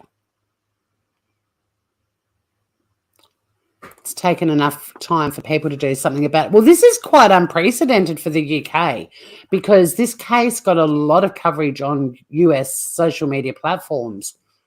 A lot of channels have been covering it. So it's an unprecedented amount of attention, because a lot of this sort of sleuthing and everything, and the theories and the accusations and everything else have been coming from countries outside of England. So yeah, but they're not mucking around. They're like, nah, this is something we've got to speak out about and address. I'll keep you guys posted. I do want to follow the media side of it too, because the regulatory aspect of that's fascinating, and just to see what actually happens when they look into those two channels and how they invaded Nicola's family's privacy, and also just to see comparatively what could be done or put in place regarding social media interference. Now, I did want to do a really quick 1 hour live, but I'm just going to end showing you a couple of the people that have been arrested and charged, the social media people, in relation to what they chose to do with Nicola's case, because this also gives us hope, and this could be a sign of the times and things to come. Check out this dipshit.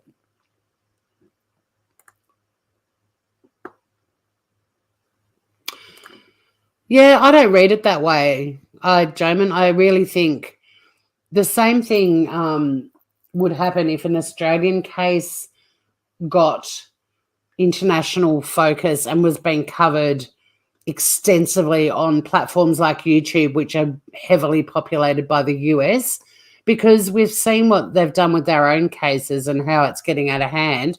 But I truly believe the Lancashire police have never had to deal with anything like this, and I believe the Moscow, Idaho PD haven't either. You know, like it's escalated in the 5 years I've been watching this stuff go on YouTube, and it's at a point now, like the shit that was happening 5 years ago, we spoke up about how bad it was.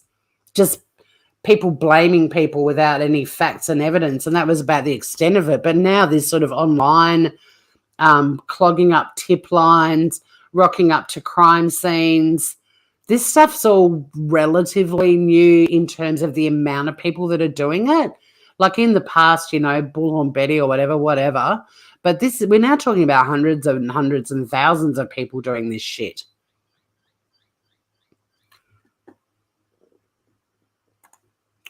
Oh, yeah, I hear what you're saying. Yeah, for sure. Yep. Yeah, positive for sure. But the other thing is, like, how quickly can they get on top of it? Sorry, Jamin, I'm misconstrued. And I think they have. I think they will be ignorant until it impacts an investigation. To be honest, I mean, well, now that people are reading about it, I'm hoping that other departments, like I'm hoping that, you know, there's a lot of stuff being said offline and internally between different countries and police departments and justice officials and all of that sort of stuff. Because, yeah, I would imagine it would be. I would imagine even with Idaho 4, there were probably cities in America that are a lot bigger with police departments that have had to deal with that sort of shit already, that have probably been giving them advice as they've been going through that as well. It does, and takes so long for legislation to go through. But they could at least start with amending some definitions and start whacking social media in there as well and online in there. It's not that hard to amend something. It's harder to enact something. Hey, Joey. God, you've missed everything. You've missed angry Tory, crying Tory, and telling everyone to buy a goat. All right. I'm going to wrap this up very quickly. So this is TikToker Dan Duffy. He was arrested after travelling to film in St. Michael's on Wire. He was essentially acting as a wannabe detective. Rebecca Smith condemned him for travelling there to do that, and he was arrested and fined after travelling to film footage of the location where Nicola Bulley went missing.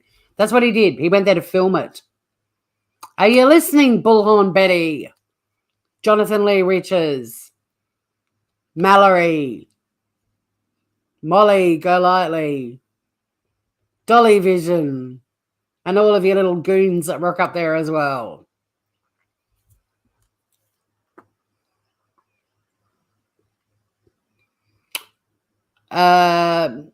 Dan Duffy from Darwin was detained by police on Friday on a public order offence, and he was issued with a £90 fine. Video footage of the arrest was uploaded to YouTube by Dan himself. Great. This guy's got 206,000 subscribers. His YouTube channel, and his TikTok account, 80.7k thousand followers. In the clip, Duffy, wearing a black vest top, can be seen handcuffed and standing next to a police officer who was holding his arm, addressing the camera. I can't believe this guy's streaming whilst being arrested. We are living in a really weird, this is bizarro world, I'm telling you. Oh, me too, Green Eyes. Me too.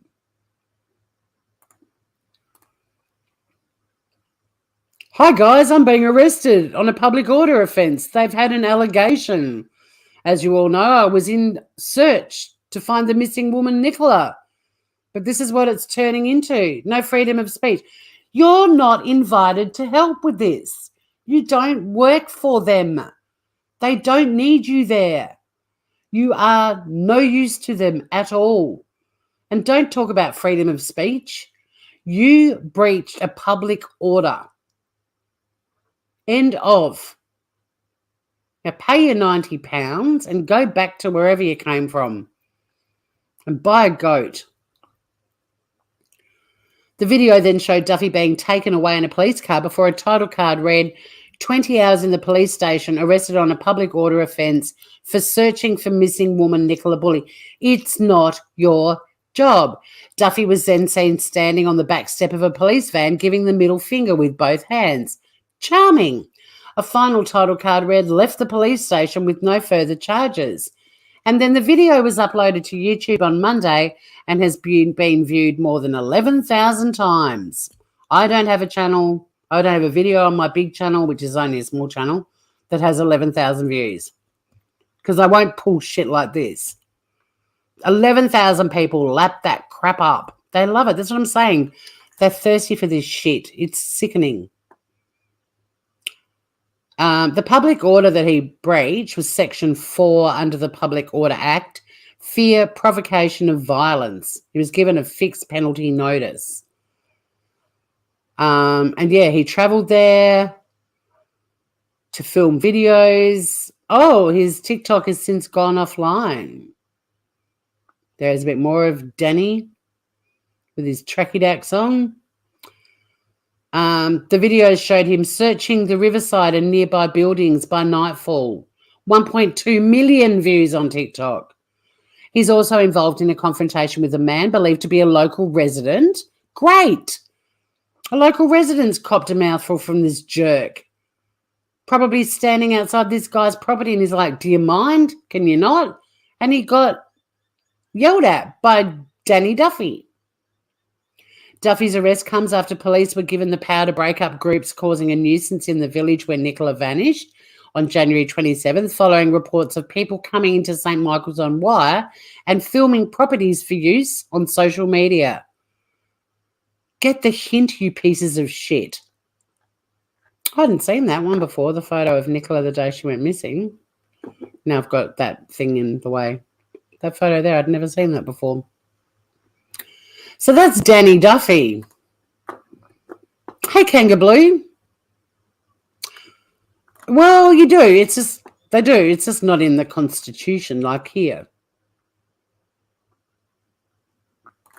I know the prick was streaming while he was being arrested. And he got over 1 million views. And then there's these people. And I didn't have time before I went live to find the article that I read the other day about the people that were, somebody was, it might have even been Danny Duffy actually, but somebody was put on their social media that they'd been in somebody's backyard with torches and they've been arrested for doing that, just for outing themselves. As being in, trespassing. That wasn't very smart of you. Josie, hello. Well, bodies move in rivers. People don't understand tidal rivers either, but that's a topic for another day. I don't think anything's going to feel or seem right, Josie, until, if even, there's more information. Because you've got people saying the same thing about the Idaho murders. Something doesn't seem right. It's like, well, it doesn't because we know 5%, if that, of that case. So it's not going to seem right to us. And the only way things start to become clearer or make more sense is as more information comes out. And she may not have fallen in there. She might have gone for a walk and fallen. Look, who knows? But I don't think the diver's lying when he said he didn't find her. I've listened to his interview and she wasn't there. But yeah, we won't, nothing makes sense till you know the full story. Yeah, I agree. Well, they're so traumatized, Josie. One of the things, I mean, look, I think that her being found is a really positive thing. But the family's statement saying that at some point they're going to have to tell their daughters that their father was accused of having something to do with her death. That's so sad, right? So I don't think peace is... I think they're at peace now that they know, now that they can bring her home and lay her to rest and start grieving. But they've got a really long, bumpy road ahead of them thanks to irresponsible social media users and their thirsty audiences, unfortunately. Imagine that. They're going to have to tell the girls, because if they don't, when the girls Google their mum's name to learn more about what happened to her, they're going to get to see a heap of videos of people accusing their dad of killing her, their mum. That's vile to me. Now, there are these guys too. These were quite early in the piece. Lovely to have you here, Josie, though. You're a good heart, and we like good hearts here. Nicola Bulley arrests over malicious messages to counsellors. So this was 3 days ago. But 2 people were arrested after malicious messages were sent to a number of parish councillors. Yeah, let's go after our church folk. A man aged 49 from Manchester was arrested on suspicion of malicious communications offences, and a woman 20 of Oldham has also been held on suspicion of the same offence. The dude got bailed to the 12th of May, and 3 days ago the woman was still in custody with inquiries ongoing. I imagine probably has been released by now. Wire Council removed the contact details of Inskip with Sowerby Parish councillors. So they had to take like the contact details off websites because these fuckers are going after people. Who wakes up and goes, today I'm going to send them a horrible email because they're fucked up, and they sit there and hit the send button and think, haha, no one will get to me. Well, people are getting to you now, and it's the cops. And there's offences. And the sooner more people are charged with this sort of stuff, the better. It won't deter everyone, but I reckon it'll deter quite a few. And they were getting vile telephone calls too. Spare a thought for these people. They're trying to find somebody missing. Why do you call them? What have you done today for your community? How have you helped somebody? Have you even complimented someone today? Is there anything you've done today that was nice and selfless and thoughtful? Leader of the council, Michael Vincent, described the messages as vile and said it would not tolerate abuse of elected members. It's a shame we have to take this step at such a difficult time, and appropriate steps are being taken to ensure that residents are still able to contact their elected representatives.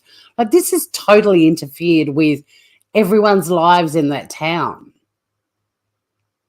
Earlier, the mother of missing Claudia Lawrence said Ms. Bulley's disappearance brought back painful memories.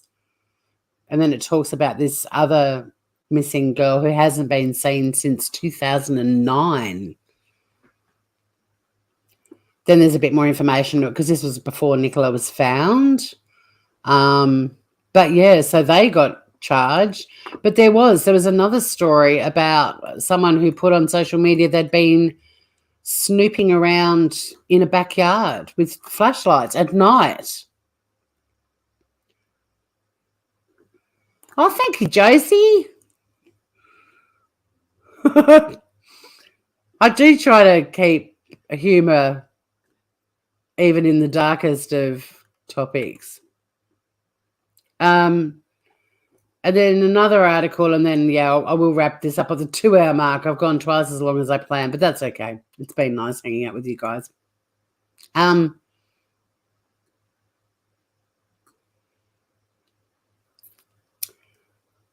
Where is it?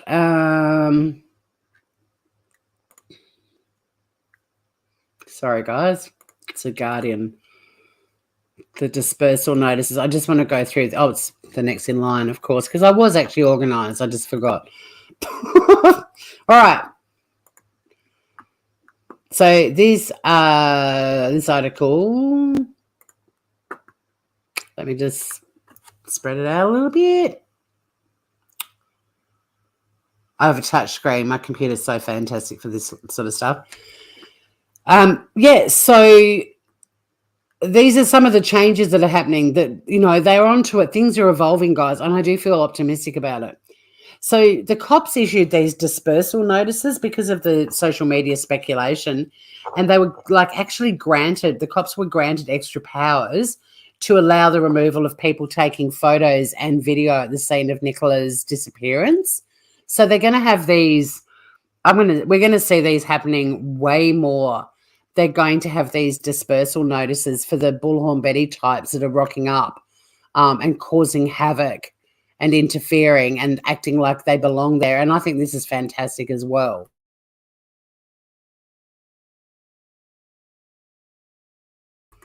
Any step forward is a step in the right direction. Kangaroo Law needs to catch up with technology. Social media has become such a hindrance. It has. It's dangerous. And it is. I agree. I reckon it is going to pervert the course of justice. Social media will be the death of free speech. Thanks, angry wine moms. I know what community uses that term. Please don't ever call me one of those, Josie. I don't drink wine. And I'm not a mum. I know where I learned that terminology when I was chatting about that community. I had fun. I wish they came back. I mean, they did call me some pretty bad things like retard. I mean, hello. But, But yeah, wouldn't you love to see Bullhorn Betty being served with a dispersal notice?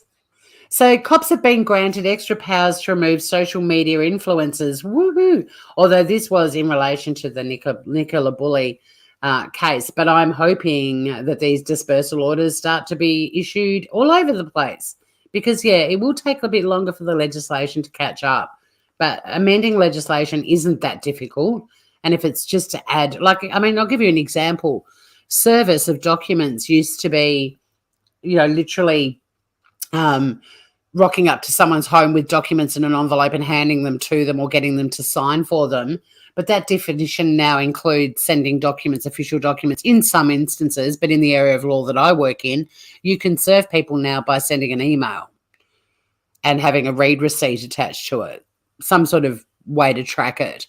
So, but that the word email at some point was added into that definition. It's not that hard to do that. It doesn't take as long as coming up with new offences and penalties and so on. So sometimes expanding definitions are a good interim measure until the legislation can be fully reviewed and and amended to include new charges and so on. But also, granting cops powers and things like that, that's a really good way to get onto this stuff quickly as well. So they put this dispersal order was in place, and it meant that anyone that was taking photos and videos for social media can be sent away, like piss off. And the cops had issued 2 dispersal notices and had also warned a number of people about their behaviour. This is positive stuff, guys. I'm not skimming over the information about Nicola to be disrespectful. We did cover a lot at the start. And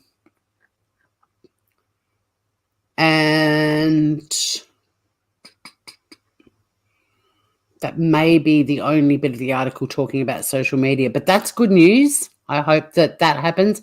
I would love to see Bullhorn Betty being handed a dispersal offence notice. Okay, so it was only in place for 48 hours, so it's like a temporary additional power that they're given.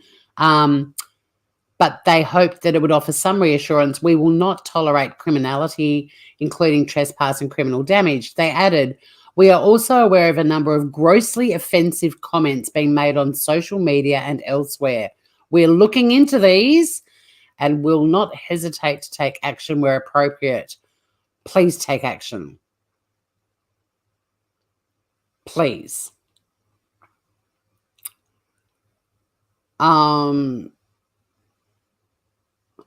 This is interesting. While the absence of a body or any, I mean, obviously have since found Nicola, but with the absence of a body or any further developments about her disappearance has led rise to speculation from members of the public, it's not uncommon for people, it is not uncommon for the bodies of people who've fallen in a river to be found many weeks later. On Tuesday, North Yorkshire Police identified a body found in the River Ewer on the 29th of January as missing walker Gavin Dont, who was last seen on the 6th of December. Interesting. I mean, it's interesting for many reasons, and I'm glad that Gavin's body was found too, because there's another family that are now able to send him off and let him rest in peace, lay him to rest. That's what I was trying to think of.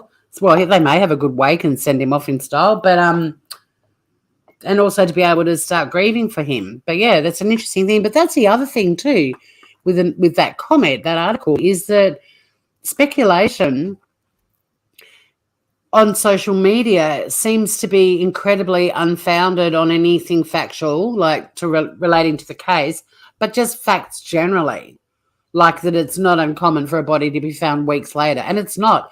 Unfortunately, here we have a river and a bridge that a lot of people jump off, and it can be weeks before the bodies are found. Happens here all the time. So, yeah.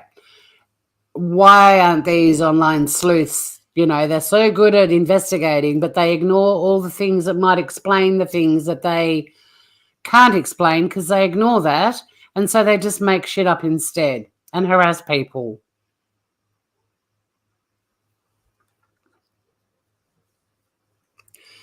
Yeah, I'm sure that will be thoroughly investigated too. Yeah, I'm definitely not a wine mum. Yeah, and possibly, I mean, we've got a tidal river at the other end of the beach. Like, I go down to this end of the beach with my board. I will never take a surfboard or a boogie board out the other end, because there's a tidal river there, and there are signs saying, do not swim in this river.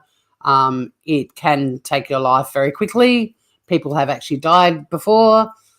Don't swim here. And on my birthday a few years ago, my sister-in-law went for a beach walk, and it's beautiful walking up to Carlton River. And there were a heap of people swimming in there. And I just said, and it was my birthday, and I said, are you guys locals? And they were like, yeah. And I said, okay, so you know about not swimming in the river then? And they're like, yeah, we know. And I went, okay, cool. I don't want anyone to drown on my birthday. And Nicola and I, funnily enough, my sister-in-law's a Nicola, we turned around to walk back, and I looked back and they were scurrying out of that river so quickly. Like, no locals would swim in it. It's dangerous. It's a tidal river. The undertows and even the little whirlpools and everything, like, nope. It also is a shark sanctuary. It's where all the little baby sharks are born. So there's another reason to not hang around in that river too. I mean, they're gummy sharks, but still. Sunny's down here at my feet. Hello, gorgeous. She's just woken up. She's like, you've been alive for 2 hours, Mum. You said you'd do an hour. You're right, Sunny. There's a few other articles that I was going to discuss, but I'm just going to give you the headlines just to show you that people are talking and things are being reported. There was an article on the 19th of February in My London, and the headline is Nicola Bulley, sick trolls hack partner of missing woman's social media to post explicit photos. Another example of what people have been doing. They basically hacked his account on Pinterest and added a heap of photos of topless women and women in lingerie to make him look like he was a sleaze bag while Nicola was still missing. And the cops, Lancashire Police, are investigating that as well. Paul Ansell's Pinterest account has been accessed by a third party and has been closed down. We are investigating the matter. How disgusting is this? It just goes on and on and on, the stuff that's been going on. There's on Times Radio on YouTube.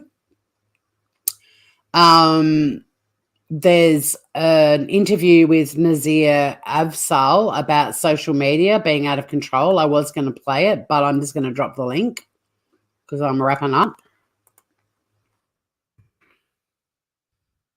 Yeah, the damn Carlton rip. Exactly. Absolutely, Kanga Blue, because people want the outcome to be worse than it already is. I know, Green Eyes. How bad is that? Hacking his account to make him look sleazy. And imagine how many YouTubers were like, check out his Pinterest. What a perv. He did it. He killed her. It's brilliant. Fucking horrible. Absolutely horrible. Another article, the Gaulish online sleuths are shameful, but that's no excuse for how the police have treated Nicola Bulley. And that's a topic I would like to, well, I'll drop the link for that too, actually. It's a Guardian article. I think you guys already are aware of the police putting that information out and how.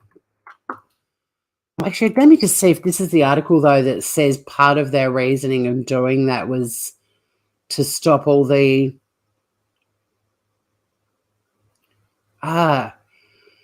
In the vacuum created by a 3-week police investigation offering no leads, a ghoulish stream of amateur online sleuths and self-styled citizen investigators descended on the river meadows where Nicola disappeared, live streaming their half-baked efforts on TikTok to much local distress. After police began dispersing them, YouTuber Dan Duffy uploaded footage of himself being arrested. The armchair hounding of her friends and family on social media completes an enraging picture. Detectives leading high-profile cases face unhelpful distractions, psychics claiming to have seen visions, fantasists confessing to crimes they never committed, macabre selfie-taking tourists. Even the media presence overwhelms small communities. But social media vigilantes leading online witch hunts based on having once watched Happy Valley or downloaded a true crime podcast, or content creators trampling the riverbank represent an additional pressure new to British police investigations, although there are echoes of what engulfed Madeleine McCann's family. But I'm just, there's a good read. I dropped the link, I think, so you guys can read the full article. But there is an article floating around, and I'll try and find it, where the cops maintained it was to try to get the online sleuths to go back to it was an accident theory. But what it actually did was it just made them get even worse. Hey, Sonny.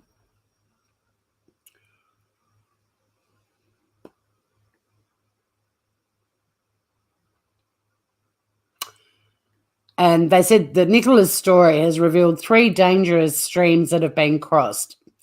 A sadly understandable mistrust of police attitudes to women. Yep. A conspiracist online culture that assumes everyone is hiding something. Yep. And the crass human impulse to make everything about you. The amateur sleuth's bragging conceit is that they're smarter than everyone else, able to spot what everyone missed on grainy CCTV footage or in interviews given by a partner. But they're also recognisably the product of so-called authenticity policing on social media, a culture of calling out fake content now colliding grotesquely with real policing. This is such a good article, guys. I recommend you read it.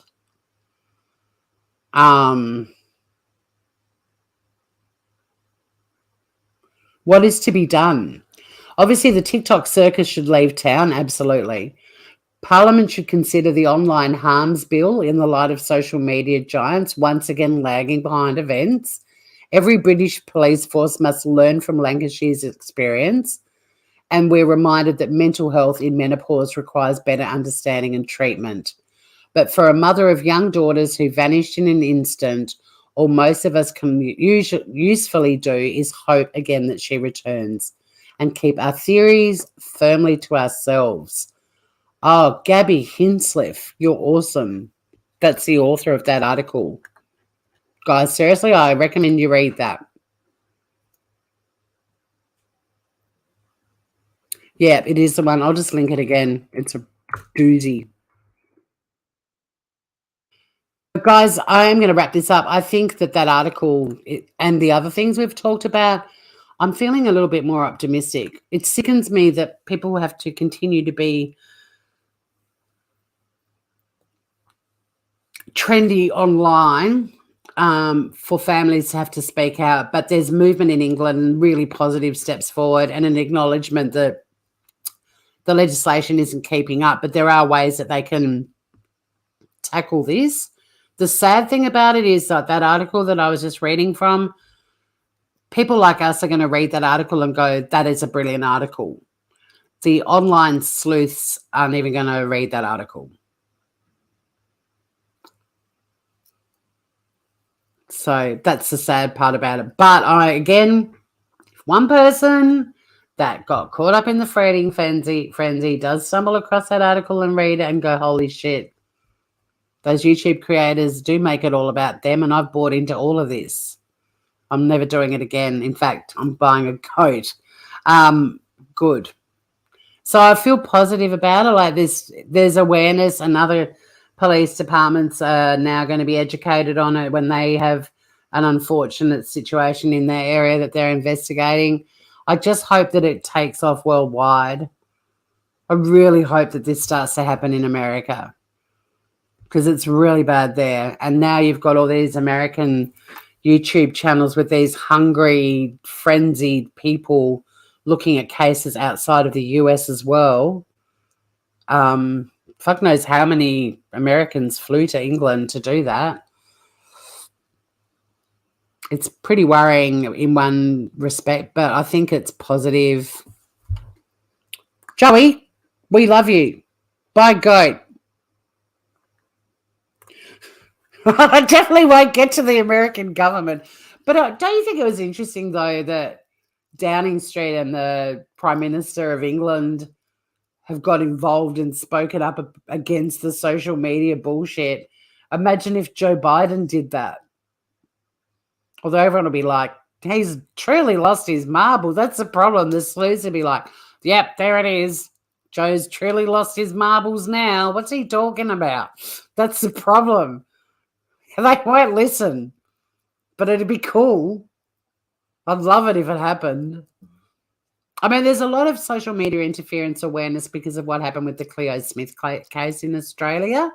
And I've done a video that's on my channel as well with a lot of victims' family members speaking up about social media interference. And quite a lot of those cases are Australian in that video, as well as American. But yeah, I feel that things are moving in the right direction. I just feel for anyone who is about to go missing or is about to be murdered, and if their story becomes the trendy, sexy story to follow online, that another family is about to go through hell. Again, another family. But yeah, I feel let's try to be optimistic and think about things are moving in the right direction. I'm really impressed with all of this stuff that's coming out of England. I'm just so sad that her family and friends and daughters have been put through this. No, I know, poor guy. He can't even read his little cue cards anymore. Oh, I did have a quick look at Lindsay Clancy's case. It's an interesting one. I don't follow cases with babies that are murdered by their... Well, I shouldn't say that because I did obviously get into Chris Watts, but it's not an area... I'm interested in family annihilators, and that's sort of the Chris Watts. That was the connection with that one. But covering cases like hers and Quentin Simon, I don't usually get into them. Because there's only so many different areas of crime that I think, I can get into in terms of speaking up on YouTube. But also, I'm trying to be really tactful. The people that follow those cases, like Summer Wells, use her for an example, and I mean, she's a missing kid, but they are the core of the feeding frenzy online sleuthy people, and they're the disrespect and the despicable disregard for the victims when it's a kid or kids, like, it's probably too much for me to deal with when I switch off or I hit the end broadcast button, because the feeding frenzy people are horrific. But when it's a child, and they're, yeah, I am aware of the story. I am very sad that it happened, and I feel for her partner and everyone else who knew her, who just seemed to be completely in shock that this even happened. But I'll be following it, but I won't be covering it.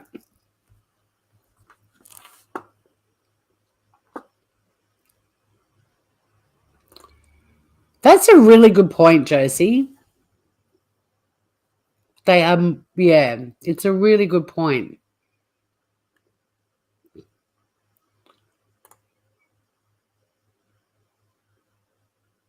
They don't arrest or charge people with petty crimes any longer. Is that because the jails are all full? Hinder police in the execution of their duty. Is that a thing in the US? Well, there's interfering with the course of justice is an offence in Australia.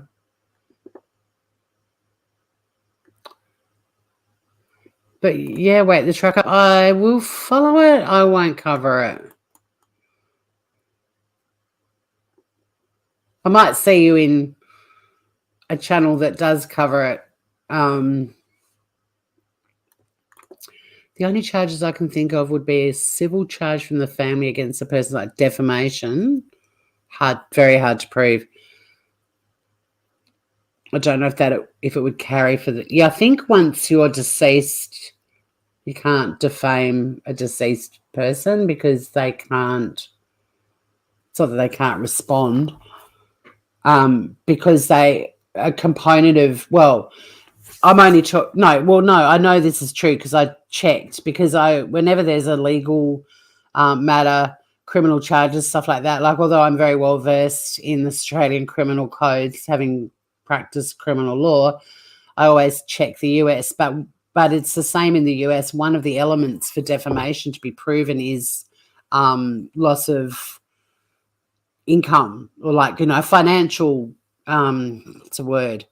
You've got to prove that it there's got to be a financial loss of some description, and a deceased person obviously can't earn any income more, so you can't argue loss of future earnings and how damage to reputation could impact their careers. Or, I mean, that's where, because the reason I checked it was the TikTok chick that accused the professor of organising the Idaho 4 murders, and someone was saying it's going to be impossible for her to prove it because of the different elements, and they actually said the financial loss, and I was like, well, actually she can prove it because they've had to put in a full-on security system, and it doesn't matter with financial loss if it's $5 or 500 or 500,000. If what has happened has caused you any financial loss, you've ticked that element of defamation. So, yeah, the case isn't going to fall over because of that one not being established, because it did cost them money. They didn't have a massive security system before that TikToker was, accusing her of orchestrating the murders.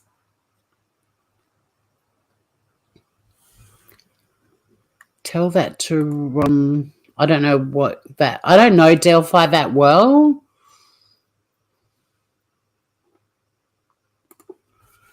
America's going backwards. The arrest for petty crimes was done away in a lot of states due to poorer people who couldn't pay for bail. They waived jail for petty crime. Yeah, there's a case. I'll look into it, Joman.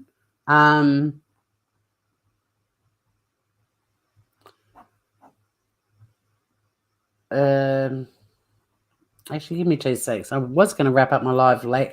I was. This is what happens. Now I'm going down a friggin' rabbit warren.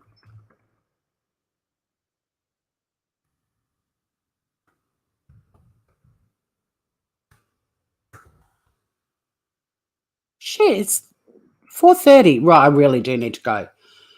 Yeah, a dead person can't be defamed. Defamatory material about a person who has died cannot be subjected to a defamation claim. I'm talking Australia, the Australian Defamation Act. You guys can look up your own country. To succeed in an action for injurious falsehood with defamation, it must be shown there has been a monetary loss suffered, the statement is false and was made dishonestly or with an intent to cause loss and without any lawful justification. But yeah, the short answer is the dead are not defamable. There may be... the underlying common law principle asserts dead people can feel no shame or humiliation. But that's not to say they don't have rights in relation to their reputation. But the dead can't be defamed in England.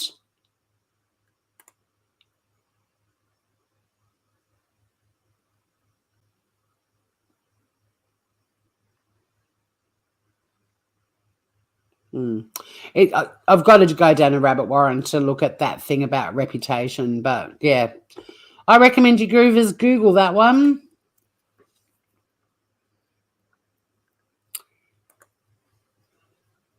Yeah, that's my vibe with if you're still talking about Lindsay Clancy, that's my vibe for that one. Yeah, but a family name, I mean, after the Murdoch trial, who cares if you've got a good reputation, right, with a family name? You can still have bad apples in the gang.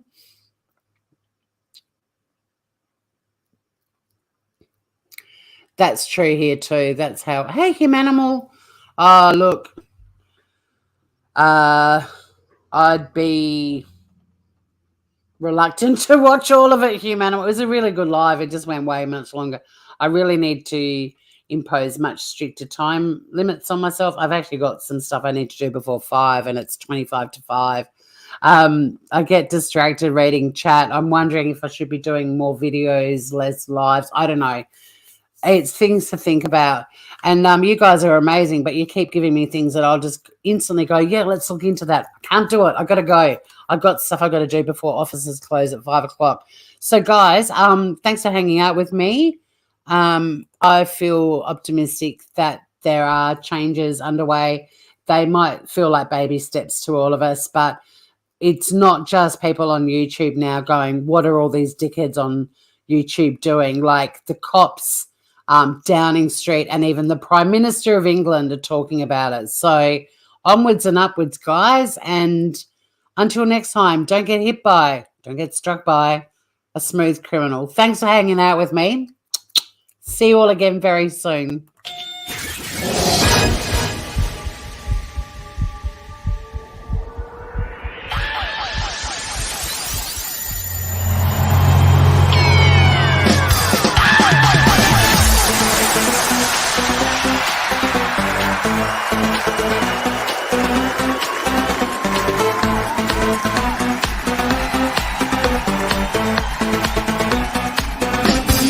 DJ Gorbacha.